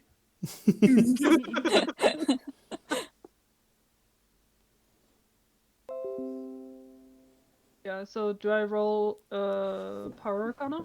If you succeed at the Or spell, lore? Or the spell will tell you immediately whether there's any other magic spells being cast in the area. Which one was that? Arcane awareness? Yeah. Cast spell. I am very, very good in the cast. I also have 6 stun points. Awesome. So you pretty much cast it immediately. You can use any of the other stunts if you feel like it, but I guess I'll reduce the cost by Yep. 1 or something. yeah, you can do that. I think that seems remotely. What becomes very apparent is that firstly, yes, there has been a spell cast. You know that it's been cast on you, and you know it's been cast by the creature on your shoulder. Well, aren't you a clever one? I think I'm good. I think I'm gonna keep you. I'm like looking around to see if there's anyone who seems to be missing a magical pet. A magical parrot monkey. A magical parrot monkey, yes. The second you say that, you feel almost a purring noise from it. Oh. Aww. Parrot monkey cat. And then the illusion drops, and it throws itself off your shoulder and bounces around your feet before changing form a third time, this time into a gold dragon. Oh, no way. Oh my god. Told you. It's about the size of a large dog. At your best guess, it is an absolute youngling. It is nowhere near the size of the others. Oh, that doesn't matter. Oh. It doesn't matter at all. A If real that fucking dragon? guy- Verity is just gonna look around for like guards or anything, and are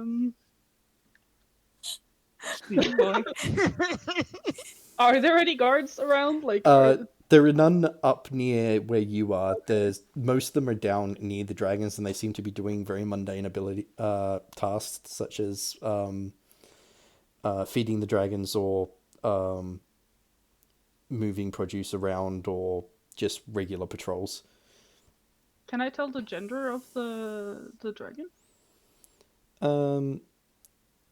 I'll say yes, and frankly, you can pick. Okay, sweet.